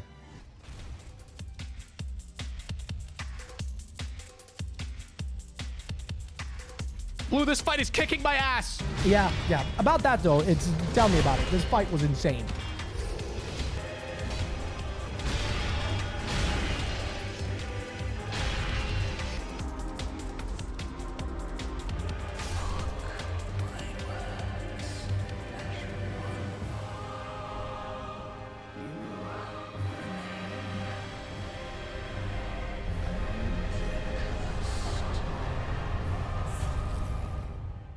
Beating them leaves me feeling kind of happy. I finally took this fight down, so I'm happy in that way, but less happy because I kind of just killed two people in this game that honestly hadn't really done anything wrong. They were suffering, trying to end their own pain, trying to stop, me and others like me to continue this suffering they're going through. But with all the Lords of Cinder defeated, there's only one place left to go. The Kiln of the First Flame. Or is there? Well, is there? Yeah, there is, but I was trying to do this whole thing, I don't know. All right, you know what? Fuck you, Jimmy. I don't need your attitude. Okay. Do you feel better after saying that to me? Do you? No. I'm sorry, okay? I'm sorry. Good. Now tell me and the nice people watching, where are we going? Right. So, remember the painted world of Ariandel? The snow place? Well... Yeah, what about it? Yeah, exactly. Well, we can still go there, right? This DLC section. And I've yet to find this one place which I keep being told to explore. Some sort of dragon kingdom or something. Oh, and also, there is a second DLC, The Ringed City. It's meant to be a DLC that we need to also do because it's good. Or at least had some good fights in it. So, which one do we start with? Which one? Which one do we do? Guess we can do the Dragon City place first, but okay. What exactly is it called? Now, we need to go and find a few more fellas, and we'll start with the optional fights, which can be found within the Consumed King's Garden. Now, this is the left side from where the dancer fight area was at Lothric Castle. So, like I said originally, the thing I like about Lothric Castle is that there are multiple directions you can go in, and there is a bit of verticality, which is really cool. It's probably my favorite area in the game. Even the giant, seeing the sun, being eclipsed / bleeding or whatever is such a cool thing. But if we go through the King's Garden, we can get past a route that's filled with these pus of man enemies and a few knights, and eventually we'll find our boss fight. Now, Osiris is a super odd fight to me because this guy looks, is it just me or is this like a dwarf version of Seath the Scaleless? Like the dragon trader from Dark Souls 1, dog. Like what's up with that? But this is yet another echo of something I've already seen that's been now twisted into something that is more wrong. Now, after beating him around my third try, I checked the area behind where I found him for some important drop. Now, this dragon emote is by far one of the dumbest and weirdest, but also most Dark Souls things I've ever experienced, and I explain it fully in just a little bit. But first, if we roll through this wall behind this one chest, we can uncover the Untethered Graves, which, again, who figured this out? So this place feels kind of empty and lonely, a little bit dejected, and if you look in the sky, there is just the black skybox. there's nothing else there. There is no sunlight, there is no fire, there's nothing. This is the kind of place you end up after having like the brain boof 3000, dude. Shit gets you really tripping. Hey, yo, Blue? Blue? Huh? Oh, fuck, okay, makes sense. So the untended graves truly feel like a version of the Cemetery of Ash where the flame, at least the fire, has completely died off. It's dark, it's empty. The giant sun in the sky, like I said, it's just completely gone. It's nowhere to be found. The entire place kind of is feeling void of any life, besides a few of the enemies, of course, including an invasion by one woman that looks oddly similar to the Firekeeper for some reason. But the highlight of this area has to be the fight that waits where I face off against Iudex Gundyr? That's definitely the same guy, just different version. He's also a bit stronger. Now, this place is like a darker version of where we started our journey, right? It's the Cemetery of Ash all again, but now this guy's called Champion Gundyr. Same thing with this guy. I didn't struggle too much against Champion Gundyr. His moves are pre-telegraphed. You can kind of predict them very easily. He doesn't really do that whole delayed attack thing that some do, but after I take him down, things get even weirder.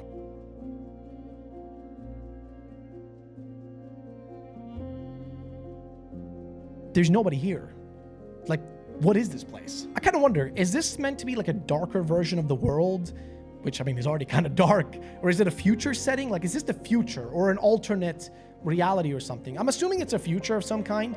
I really don't know, but how do we end up here? But what I do know is that the handmaid is still here, which is odd. How is she still alive? But also she somewhat recognizes us, I guess. But the best part is that if we speak to her, she can sell us the fucking Artorias armor. Yes, dude! Artorias, the man, the myth, the legend. His armor can be bought here for a mere 46,000 souls, and lucky me, I got like 60,000 or so for beating Gundyr.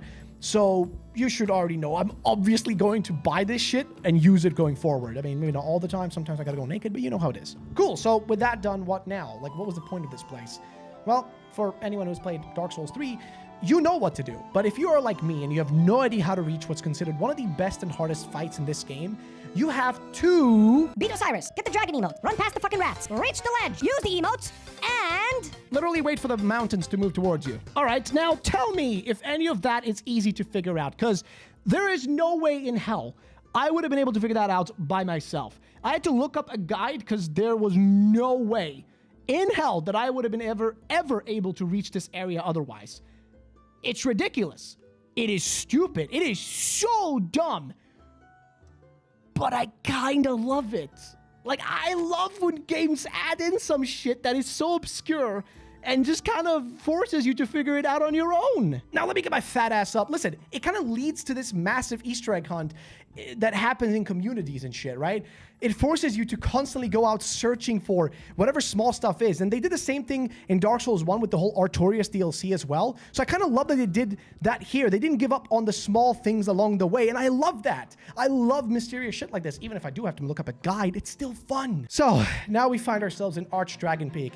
The place is actually gorgeous. There's this almost white marble rock, like it's just so like faded over time that it looks beautiful and unique. Also, this place is the home of the dragons, apparently, where they sort of disappeared to after Gwyn, well, kind of fucked them up real good in the war long ago. I fight the ancient wyvern dragon boss fight here, which is a gimmick fight, but I didn't know this was a gimmick fight first time around, so I was trying to just beat him outright, which was a mistake. So he's actually meant to be killed by just curb stomping him from the top of his, like, on top of his skull by just jumping from a ledge, and then you take him down. It is definitely one of the weakest fights in the game. I feel like if they'd actually added a real dragon fight here, like against an actual dragon, kind of like the dragon from Dark Souls 2 would be really cool. You will spend a lot of time just running around picking up loot in this area, and loads of it is just easily accessible, while other stuff requires some walking around, searching, climbing, even fighting people. Wait a minute. That armor, is that? Oh yeah, that's definitely Havel. Yeah, for whatever reason, Havel is here. I remember his weapon being one of the strongest in the game on my strength build in Dark Souls 1, but why is he here? Like, why are we seeing all of these people from the past constantly? Osiris looking like Seath, Gundyr showing up like a second time, Artorias' armor being sold to us, the Black Knights, and now even Havel. Like, there's so many things. Like, it's everywhere I turn, there's another ghost or memory from Dark Souls 1 that is constantly staring back at you. But then we move on to the most important fight in this game. It's against the Nameless King. Now, as the name implies, he is nameless, and it's speculated, and pretty much I think confirmed at this point, that he is Gwyn's long-lost son who sided with the dragons in his fight long ago. Hence why he's found amongst dragons rather than the world of the gods and the humans. Now, I don't know if I'm correct about this. I'm just yapping, to be honest, but that's at least what I've learned from people that have told me. Now, this fight is annoying. Whoa, like specifically due to the camera. Now in the first half, we need to fight the king's big fat dragon, but the camera will constantly flip around and act super wonky, which is incredibly frustrating. I really mean it. I feel like I spent more time fighting the camera here than the actual boss fight. So at times, it was just kind of best to not lock on at all. I think I just kind of hate dragon fights in these games in general. The camera just loves to pound me sideways every single time I try to fight one of these. And if we manage to take down the dragon, he finishes off his ride himself before attacking us solo. And I'm already exhausted by the time phase 2 starts. I want to quickly interject here and just say that this fight was so hard that I had to actually go and do grinding. And there's just one spot that my friend recommended to me where you can just kill this one guy over and over again. I spent literal hours here. I'm not even exaggerating. It took me hours before I got strong enough to beat the Nameless King.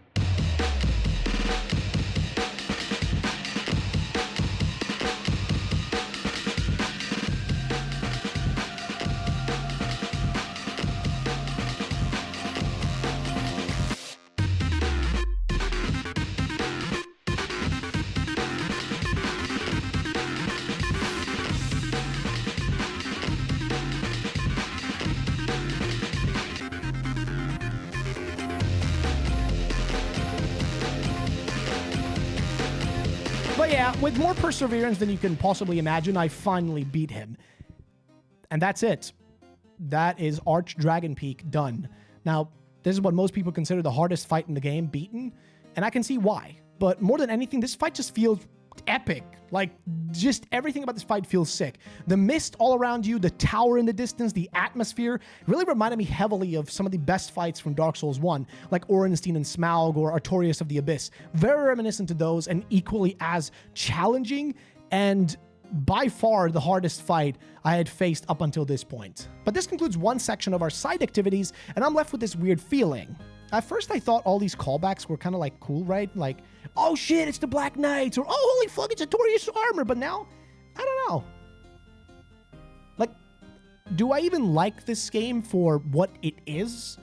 Right? Or do I just like it because it keeps reminding me of Dark Souls 1? And also, it's not just that. Like, everything here keeps kind of repeating. We fight Gundyr twice. Firelink Shrine shows up twice. We got same NPCs with different names doing the same journeys all over again. See, the game has already been telling me this the whole fucking time. This world is stuck in a loop, right? Like, linking the fire over and over again is what we're supposed to do. But I'm starting to actually notice now, you know, feel that there's repetition. And I think it's clearly intentional, making me wonder if I'm relying too much on those kind of past feelings I have of Dark Souls 1, and if maybe I need to let go of those and just enjoy this game for what it is. And this is kind of where I started to try to do that. Anyway, let's go find out what the Painted World is all about. Now we must head into the snow-covered tundra of the Painted World of Ariandel, not too unlike the Painted World of Ariamis from Dark Souls 1. Now this place is only available as a DLC, and as such, we begin our journey by enjoying a leisurely fisting by a bunch of Northmen. Viking scum can never reach the peaks of my glorious Cossack empire. Okay, so while Jimmy plays 1300s chess with a bunch of Frost Knights from Norway, we will slowly progress through the frozen hellscape, finding ourselves hunted by wolves, small Vikings, giant Vikings, and a fucked up looking fly person, and even some trees that try to hug us to death, and eventually a very familiar bridge. It's the same bridge, dog. It's the same one. It's another painted world. It's just like the one of Ariamis. This is the whole thing with the painted worlds, right? It's literally a place that's supposed to be constantly recreated. A new painter is supposed to show up and create a new world. But this place is still around, but it's not doing all right. It's kind of rotting away, isn't it? Now, if we go across the bridge, we'll meet a guy on the outside who kind of doesn't want us here, but if we enter the building, we'll find Frida. She actually beckons us to return to our world, very abruptly, asking us more or less to fuck off. But if you actually pay attention, this place is really weird. Like, all the paintings in the room depict her. Is that because her father has an obsession with her, given she mentioned him? Or maybe she just has a bigger fucking ego than either of the Paul brothers. But here's the thing about Frida that I actually find interesting beyond the obvious. She doesn't want this world to change. She wants it to stay exactly as it is. Frozen, preserved, held in place, just the way it is. She's clinging with everything she has seemingly, or at least I think she is, to this world. Everybody else wants the loop to keep going, right? But she wants that, but in a different way.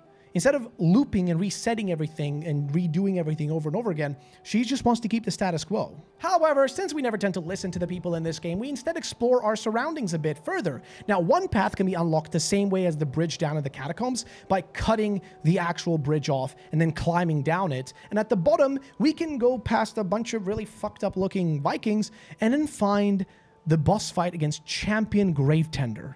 And it's the first fight in this DLC. It can be a tad challenging since the Gravetender has a bunch of wolf companions on his side, but if you bonk them one by one, they die to one hit. Also, the grave that he's tending to reminded me very much of the one that Sif was looking after in Dark Souls 1, the grave of Artorias. I mean, shit, maybe it's related. I don't really know. But also the doggos that I'm forced to kill now, not really something I want to do, but I have to. At the end, a big doggo shows up. That's the large one. Very reminiscent of Sif, but not exactly. And we can take him down. So with one boss fight down, I still need to find a few different things. And that includes climbing down a ladder and exploring this desolate town below the tower Fried was inside of. So the outside of this place is filled with these half-dead bird people called Corvians. They're barely clinging to life. Along the walls, there's also this disgusting fleshy mountain of eggs growing right out of them. There's also this one enemy with Wolverine claws that's really wild to fight. I'm not gonna lie, man. Also, inside their town, there is a house we can enter. We can find a very fucked up looking Corvian who shines light on some of the things that are taking place here. So he's just telling us that the Frida bitch is kind of crazy. What do you think, Blue? Blue? He's Googling fan art already. Whoa, sorry about that.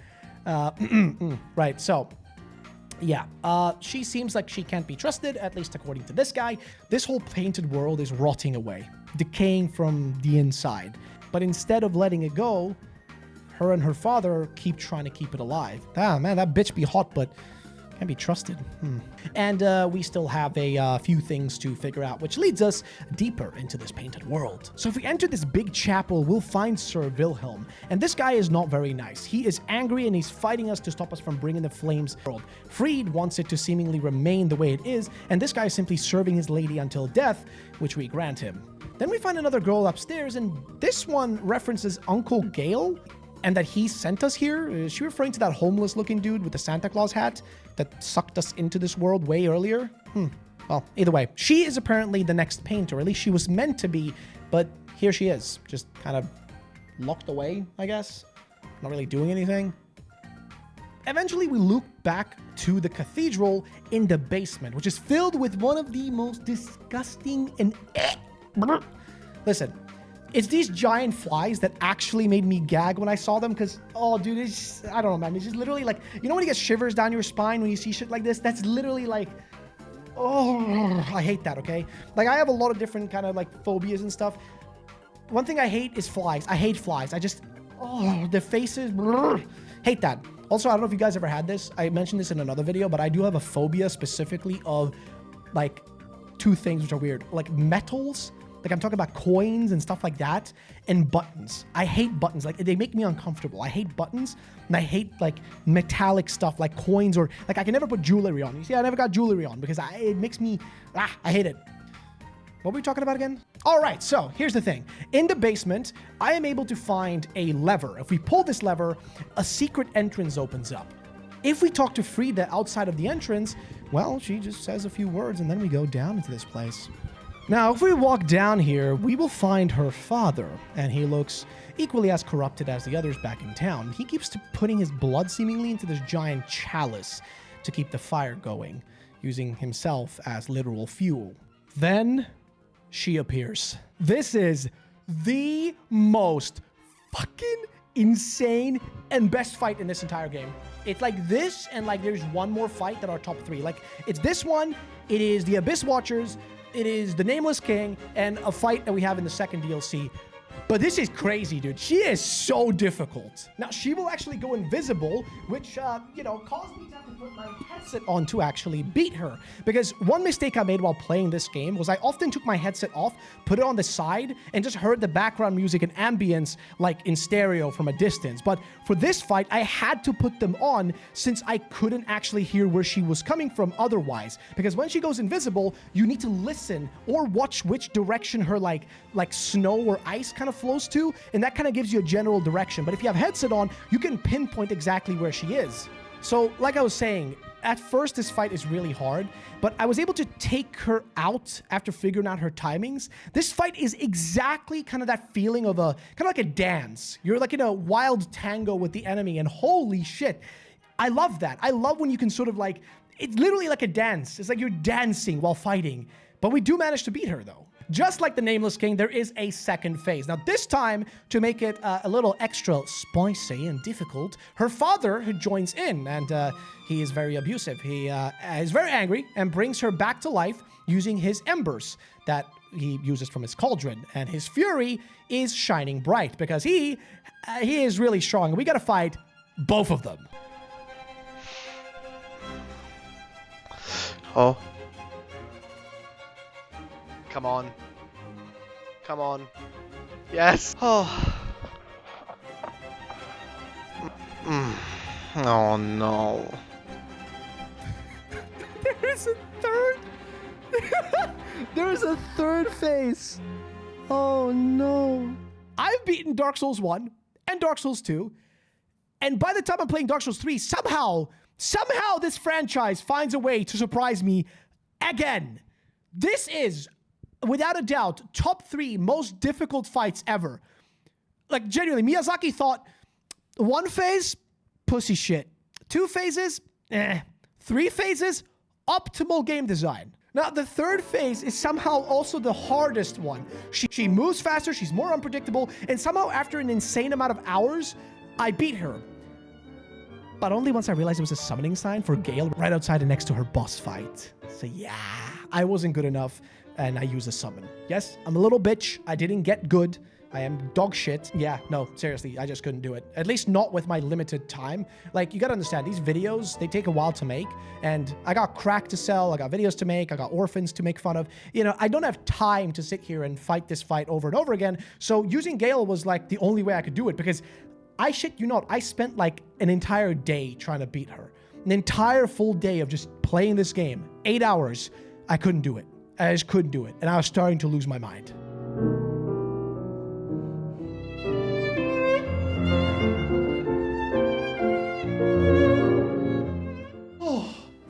Oh my god.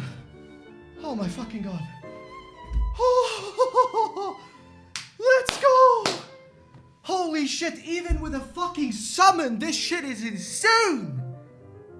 Oh, finally. Well, there it is. She is down. Beating her unlocks access to another location, which is through that bonfire over there.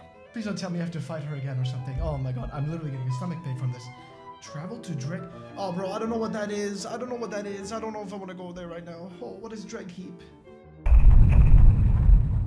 So this is the Dreg Heap, and it's really the Drag Heap? Dreg Heap? I don't know. It's a garbage dump, basically. At first, I was a tad confused as to where I just ended up, but I looked it up, and this is apparently the second DLC, baby! This is the Ringed City, and wow, it sure is stunning to look at. I mean, seriously, it does look pretty cool. Also, I like the kind of winding buildings. Turns out we have found ourselves at the end of the world. It's a twisted and really convoluted place where shit's kind of all over the place. The buildings are really just upside down, wrong orientation, complete chaos.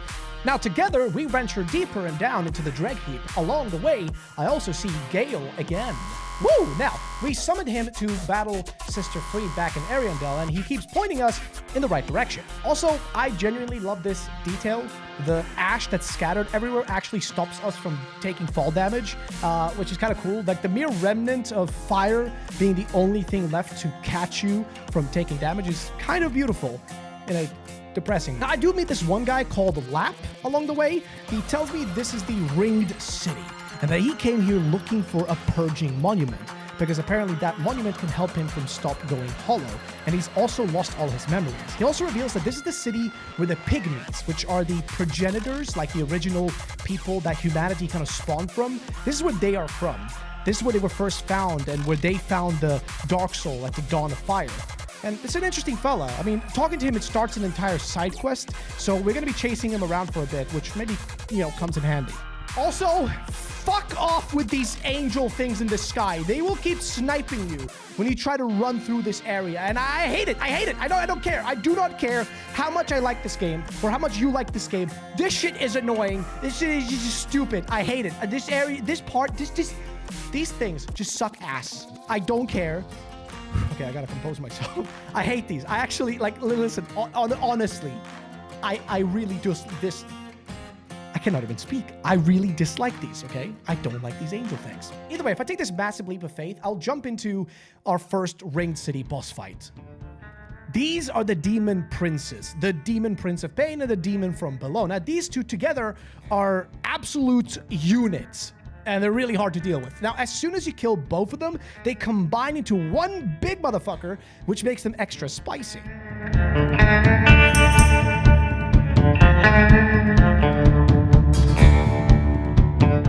So the fight, like every other fight, does come with some annoyances, because actually here my game kept crashing mid-battle multiple times, which is really frustrating. For about, I would say 40 or so minutes, I kept trying over and over again, trying to fix it, until eventually I figured out how to solve my issues. Then we get our asses grabbed by another set of white gargoyles and get dragged to the Ringed City proper, right? The actual Ringed City. We arrive at the Mausoleum Lookout, and the bridge we gotta cross is actually so freaking fun. So there's this big guy at the back who summons a bunch of red archer ghosts that absolutely demolish me, right? Honestly, I'm gonna be real with you. This bridge was actually harder for me to deal with than those demon princes were. Like, I'm not even kidding. This is actually harder. But this is the cool part. If you pay attention, there are strategically placed gravestones on the bridge that let you hide behind, so the archers can't hit you when you stand here. You wait for them to despawn and then run up towards the big guy, which is a whole nother issue. I actually ended up wasting 7 embers and dying in I want to say an ungodly amount of times here before I finally figured out that you have to jump over this thing and then eventually you can beat the guy. But even that took me a while to do. The deeper we go into the Ringed City, we will actually find the inner part of it. And here we can meet Lappik. Now this time he gives us the toast emote, which is kind of cool.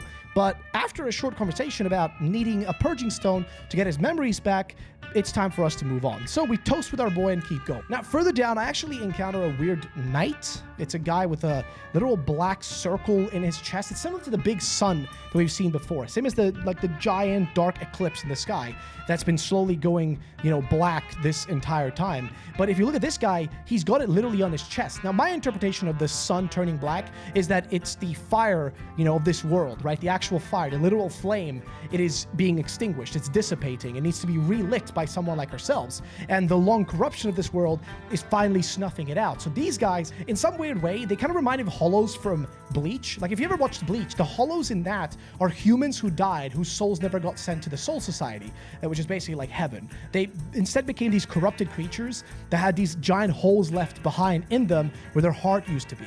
Not always where their heart is, but generally. It's like a literal physical void that's there, which takes away their humanity and makes them into these, soul-hungry creatures. And the anime doesn't completely explain the idea of it all the time. I don't remember all of it, but I think the idea of something missing on the inside is kind of cool, because these guys feel exactly like that. Like a part of them, maybe their soul is now gone, right? It's just a deep, dark pit of despair. Also, the further you go inside of this place, the harder it gets. There's so many different enemies, but also more NPCs telling me stories of the past. This one locust creature tells us a tale of the soul of different Souls characters. One of a poor girl that slew her own kin. One who met the dark. I genuinely have no idea who they're referring to, so comment down below. This is totally not just a way for me to boost engagement. Eventually, though, we do find Lapp again, and he still hasn't found the stone, so I tell him where it is. Doing this will let him go and get his memories back. So we talk and we part ways on good terms. But given that we're done with Lapp, we have to now cross this bridge. And there's a fucking dragon. Of course, there's a dragon, which burns our entire path. I just hate dragons in these games. But eventually, with enough timing and dodging through the flames, we can get through it and find these winding stairs that reminded me of the Catacombs before finding Lap again at the top. Now, he gives us an emote with a peculiar name before we walk outside and get fucking stomped in the back. Every age, it seems, is tainted by the greed of men. Rubbish to one such as I, devoid of all worldly wants.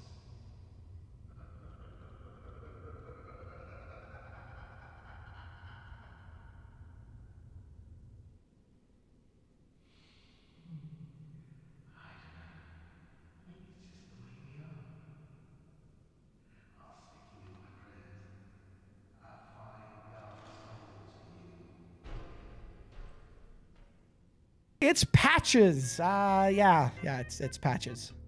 So, here's the thing. First of all, number one, he actually kicked us in the right direction, which is interesting. Second thing, this dude has survived through every single Dark Souls game. How? Third, and most importantly, his name, by the way, being Lap or Lup, is kind of hilarious because Lup or Lap in Swedish is the word for patch or note. And backwards, Lup is also papal or pal. So yeah, it's kind of funny. But in every regard, this fucker just trolled us for this entire quest line. But in a weird way, he did kick us where we needed to go. So it sort of is fine, I guess, that inside of this place, if we enter, there's one of those big summoner guys that summons the archers, except he's a bit larger, and killing him starts a real boss fight. So, we take him down, and then an assassin from Anor Londo from Dark Souls 1 shows up, followed by Half-Light, this weird dude with lightning around him, with a very Christian aura going on, I'm not even gonna lie. Now, this fight is a bit frustrating, because he functions kind of like an NPC fight. He can parry, and he can, like, mix together different spells. He spawns in the white assassins, but defeating him was actually easier than I expected.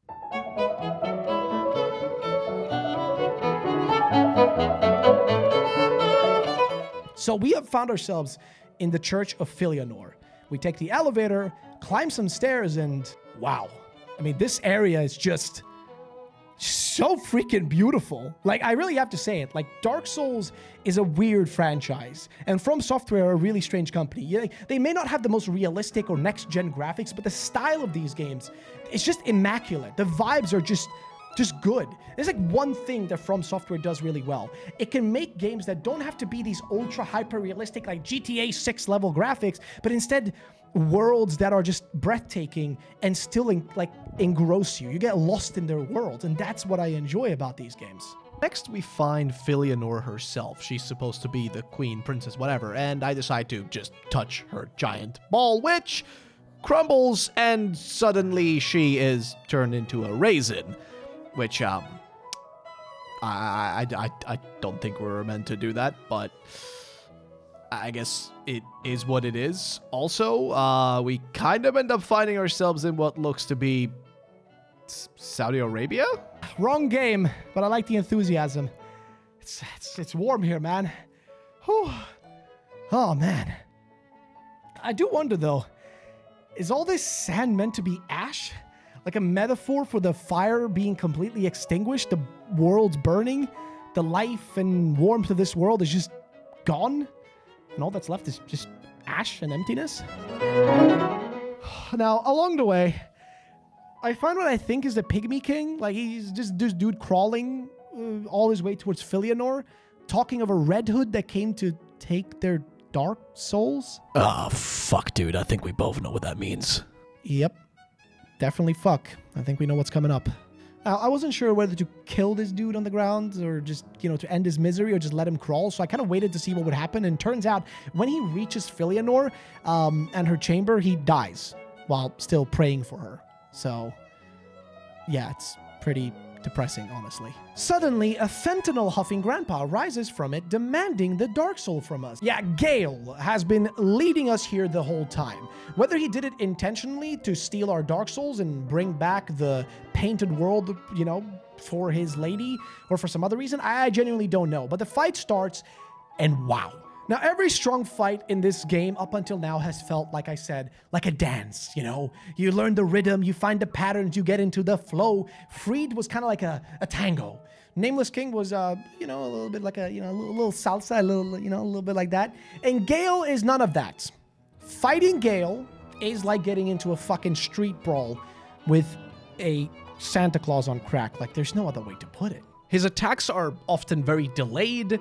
The way he attacks you in the second phase as well is just really extreme. Like, I feel like somebody described it to me as close to a Bloodborne fight. I have yet to play Bloodborne, so I don't really know if that would feel like. But if you do manage to beat him, there is one more fight in this actual DLC, which I quickly want to mention because it's somebody called Midir. So to find him, we have to do the following. So I look around until I find Midir. So after jumping down, I figure out that Midir is a fuck-off dragon. Nope, nothing. I'm not going to say nothing. I hate dragons. I'll be real with you guys. I kind of ran out of time at this point, so I didn't really manage to beat him. I'll probably go back outside of this video and fight him at some later point, but fuck dragons. I hate dragon fights in Dark Souls because you fight the camera more than the actual fight itself. And now I'm just left with one more question. If there's anything left to do at this point, so only one place left to go now. Back to Firelink Shrine? Back to Firelink Shrine. So, back at Firelink Shrine, I can now place the Soul of Cinder at their thrones. Each of them, once a king in their own right, now reduced to essentially just fuel for the fire. After doing this, I speak to the Firekeeper and get prompted to either kneel before the flame or not to do it. Suddenly, though, I find myself in a dark, kind of cold version of Firelink Shrine. It's very similar to the untended grave, but also different. This is the kiln of the first flame. And around me, all I now see is this twisted, completely warped world. It's very similar to the Ringed City or the Drag Heap, right? Kingdoms are literally crashing into each other here. It's like reality itself is kind of warping on its own tail, like a snake eating its own tail. But yeah, compared to the kiln from Dark Souls 1, this one is far worse. It feels older, a bit more fucked up, much more convoluted, much more corrupted, if that makes sense. This is really it? This is all there is to it? You really mean it? I mean, all right. At the end of it, it's fine, because we will find one more boss fight against the Soul of Cinder. At first, I didn't fully get this fight. Like, it was very similar to Gwyn's fight, but then it kind of hits you, right? You know that moment, if you guys ever played Pokemon Gold and Silver, when you climb Mount Silver and suddenly find yourself face to face with Trainer Red? Like, you might remember that if you ever played Pokemon. You don't really have any dialogue. He just gives you a bunch of dots. There's no build-up. It's just Red is there, standing there, waiting for you. This is that moment. Because this is us. If you played Dark Souls 1, this is exactly where we ended up. Our choice to link the first flame, to continue the Age of Fire, to keep this world going, it led to this.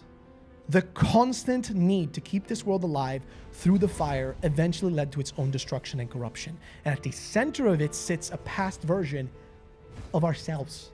We're holding the flame alive with only the cinders of what it once was, barely clinging on. So, and I'm just gonna say it. I love this. This is so freaking cool, okay? This is the coolest thing ever. I love when games do this kind of shit, dude. So, I will be honest, he's also kind of hard to fight, though. Yeah, he loves to really dogpile you in that first phase because he has multiple different forms he can take on. Kind of very similar to how we, as the actual player, have access to so many different arrays of weapons. But then eventually I do catch him out.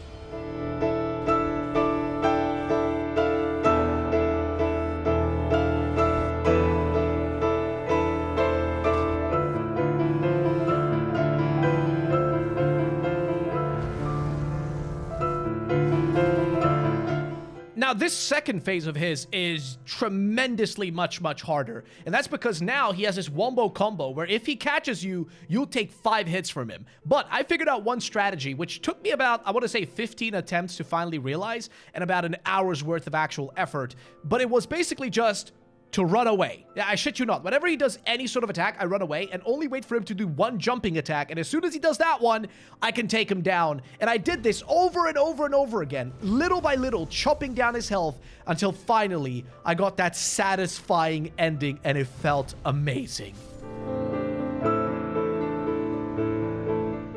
Oh my god, I did it.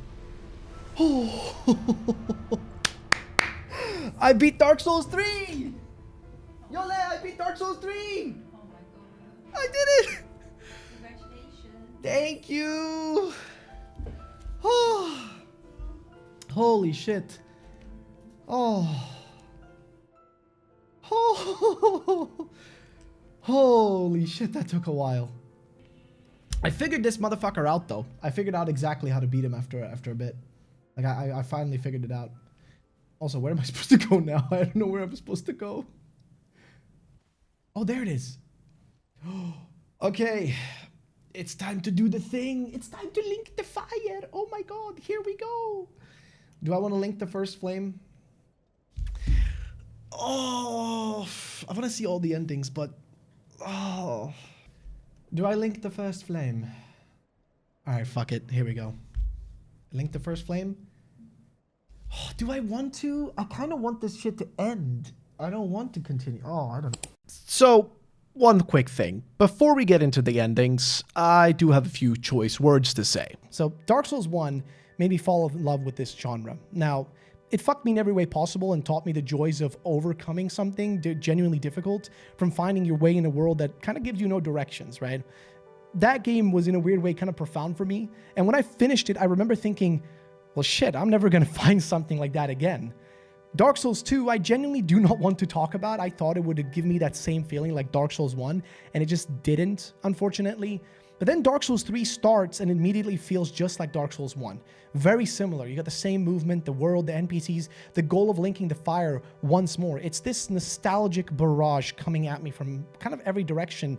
And I loved it so much at first. But as I keep playing, something started to kind of feel off, right? So you guys know that quote from Far Cry 3? Like, you know, the whole like, you know, the definition of insanity is doing the same thing over and over again, expecting a different result. Used by such great intellectuals like Voss before he went off to sell drugs to Heisenberg in Breaking Bad. But yeah, that quote gets misused a lot, doesn't always apply, but I think it fits this game perfectly, right?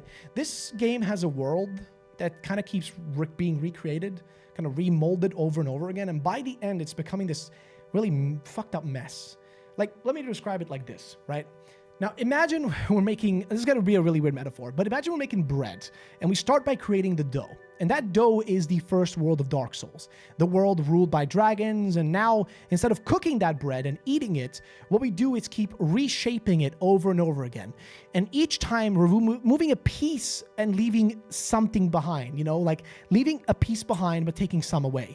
And each time adding more flour and water, but still keeping part of that original dough. And this is not a whole Theseus a ship type shit, but we keep doing it for so long that by now the yeast inside is starting to lose its effect. It needed the right heat and cold and everything to grow properly to be ready for the oven. Instead, we've never given it the time to mature. We've just reshaped it over and over, added more flour, more water, more salt, over and over and over again, never actually finishing the bread, never cooking it, never putting it in the oven to actually cook. The gods of this world just ain't letting shit cook, dog. They gotta let it cook, brother. But here's the thing about nostalgia that this game made me realize. Listen, nostalgia is kind of like a drug. It feels incredible at first, right? All those callbacks, all those familiar faces, seeing the Black Knights again, Anor Londo and the Firelink Shrine. It feels comfortable, right? Even though I didn't grow up with Dark Souls like maybe a lot of you guys, but Dark Souls 1 is a game that I truly actually love. Because I've been spending a lot of my time making videos on a different channel about Pokemon. And Pokemon has been my life for almost 20 plus years at this point. And I'm so used to playing that game and covering it and stuff that I never got to really experience many other games. Like, I played other stuff, but I was always preoccupied with Pokemon or playing competitive games like Counter-Strike or Valorant or Rainbow Six Siege. So when I got to play Dark Souls 1, it brought back this same feeling I had from when I was a kid, playing through a game where I genuinely didn't understand anything. And at the end, this feeling of like, I wish I could wipe out my memories so I could experience Dark Souls again. And the thing is, I love that feeling, but it's actually really weird because back in the day, nostalgia was actually considered a mental disorder, like an actual like sickness to feel nostalgia. It's weird. You can actually look this up. There's a whole freaking article about how nostalgia was considered actually a form of like mental illness that you were dealing with. And it's weird that nowadays everything is reliant on nostalgia of the past. And Dark Souls 3 is literally a game that I feel like is trying to tell me that like sometimes you kind of got to let go. And I think that's fine. I love Dark Souls 1. I always love Dark Souls 1. We'll go back and play it several times over. This game though, Dark Souls 3, is a game which is trying to tell you that, hey, do this journey, finish this journey, and end the fire. End the misery. You need to finish it. Dark Souls 3 literally gave me exactly what I wanted. And then it spent the entirety of the game showing me why wanting the past over and over again is the problem. Because if I constantly cling to the past, I will never be able to enjoy the future. If I just enjoyed Dark Souls 1, I would never have gone and played Dark Souls 2 or 3 or in the future, Bloodborne and Elden Ring, baby. So I love this game, specifically for that idea of you gotta let go. This is a game that, in a weird way, it is the most replayable Dark Souls because it does have multiple endings, which we'll get to very soon. But it's also the only game which genuinely is telling you, stop playing. Like, this is the end of Dark Souls. And I kind of don't mind that. But let's talk about the endings. So now I have a choice. Ending 1, I link the flame. The fire keeps going, the loop continues, more suffering, more corruption, more of the endless cycle. The bread never gets to bake. There's also ending 3, which is kind of a secret ending where you seize the flame yourself. Humanity then takes over, no longer letting the gods and the dead kings keep shaping this world into this same repeating mess. Essentially, humanity takes charge. And there's an argument that this is the real ending of the game, the one where you finally break the cycle by changing who controls it and kind of ending the Dark Souls, right? Then there's ending 4, where you summon the Firekeeper and then you kill her. The world loses its guidance because Firekeepers are guiders, like Firekeepers are guides. And with her gone, the future is completely uncertain. This is by far the bleakest choice, and if you do this one, ugh. Then there's ending 2, which I speak about last because this one speaks to me the most. The only true ending in my eyes. See, you summon the Firekeeper, and together you usher in the end of fire. The darkness comes, not as something evil, not as a bad ending, but as kind of a new era. One without all the corruption and hollowness of what existed before. Is it guaranteed to work out like that? I don't know. No other game has ever really told me this clearly that it wants me to not play it. Like, usually games want you to kind of go back and do it again, and with these endings, that is your reason to replay it. And actually, Dark Souls 3 has the biggest grind out of any Dark Souls game. Like, you genuinely have to be, like, unemployed to be able to get the level of achievements and shit in this game if you really want to. But this game has been quietly, persistently telling me to stop playing it and to end it and to let it go and to move forward. Not keep repeating the same cycle. And I think that's the darkest thing any game has ever done, and genuinely to me. There is no good ending here. Like, each ending kind of comes with its own issues and problems, but at least ending 2 feels like the one the game was always kind of asking for, to let it end. Let the world rest. Let the bread finally cook. But I'm happy having played this game. I'm happy now seeing what it's all about, and it just makes me excited for what's to come next.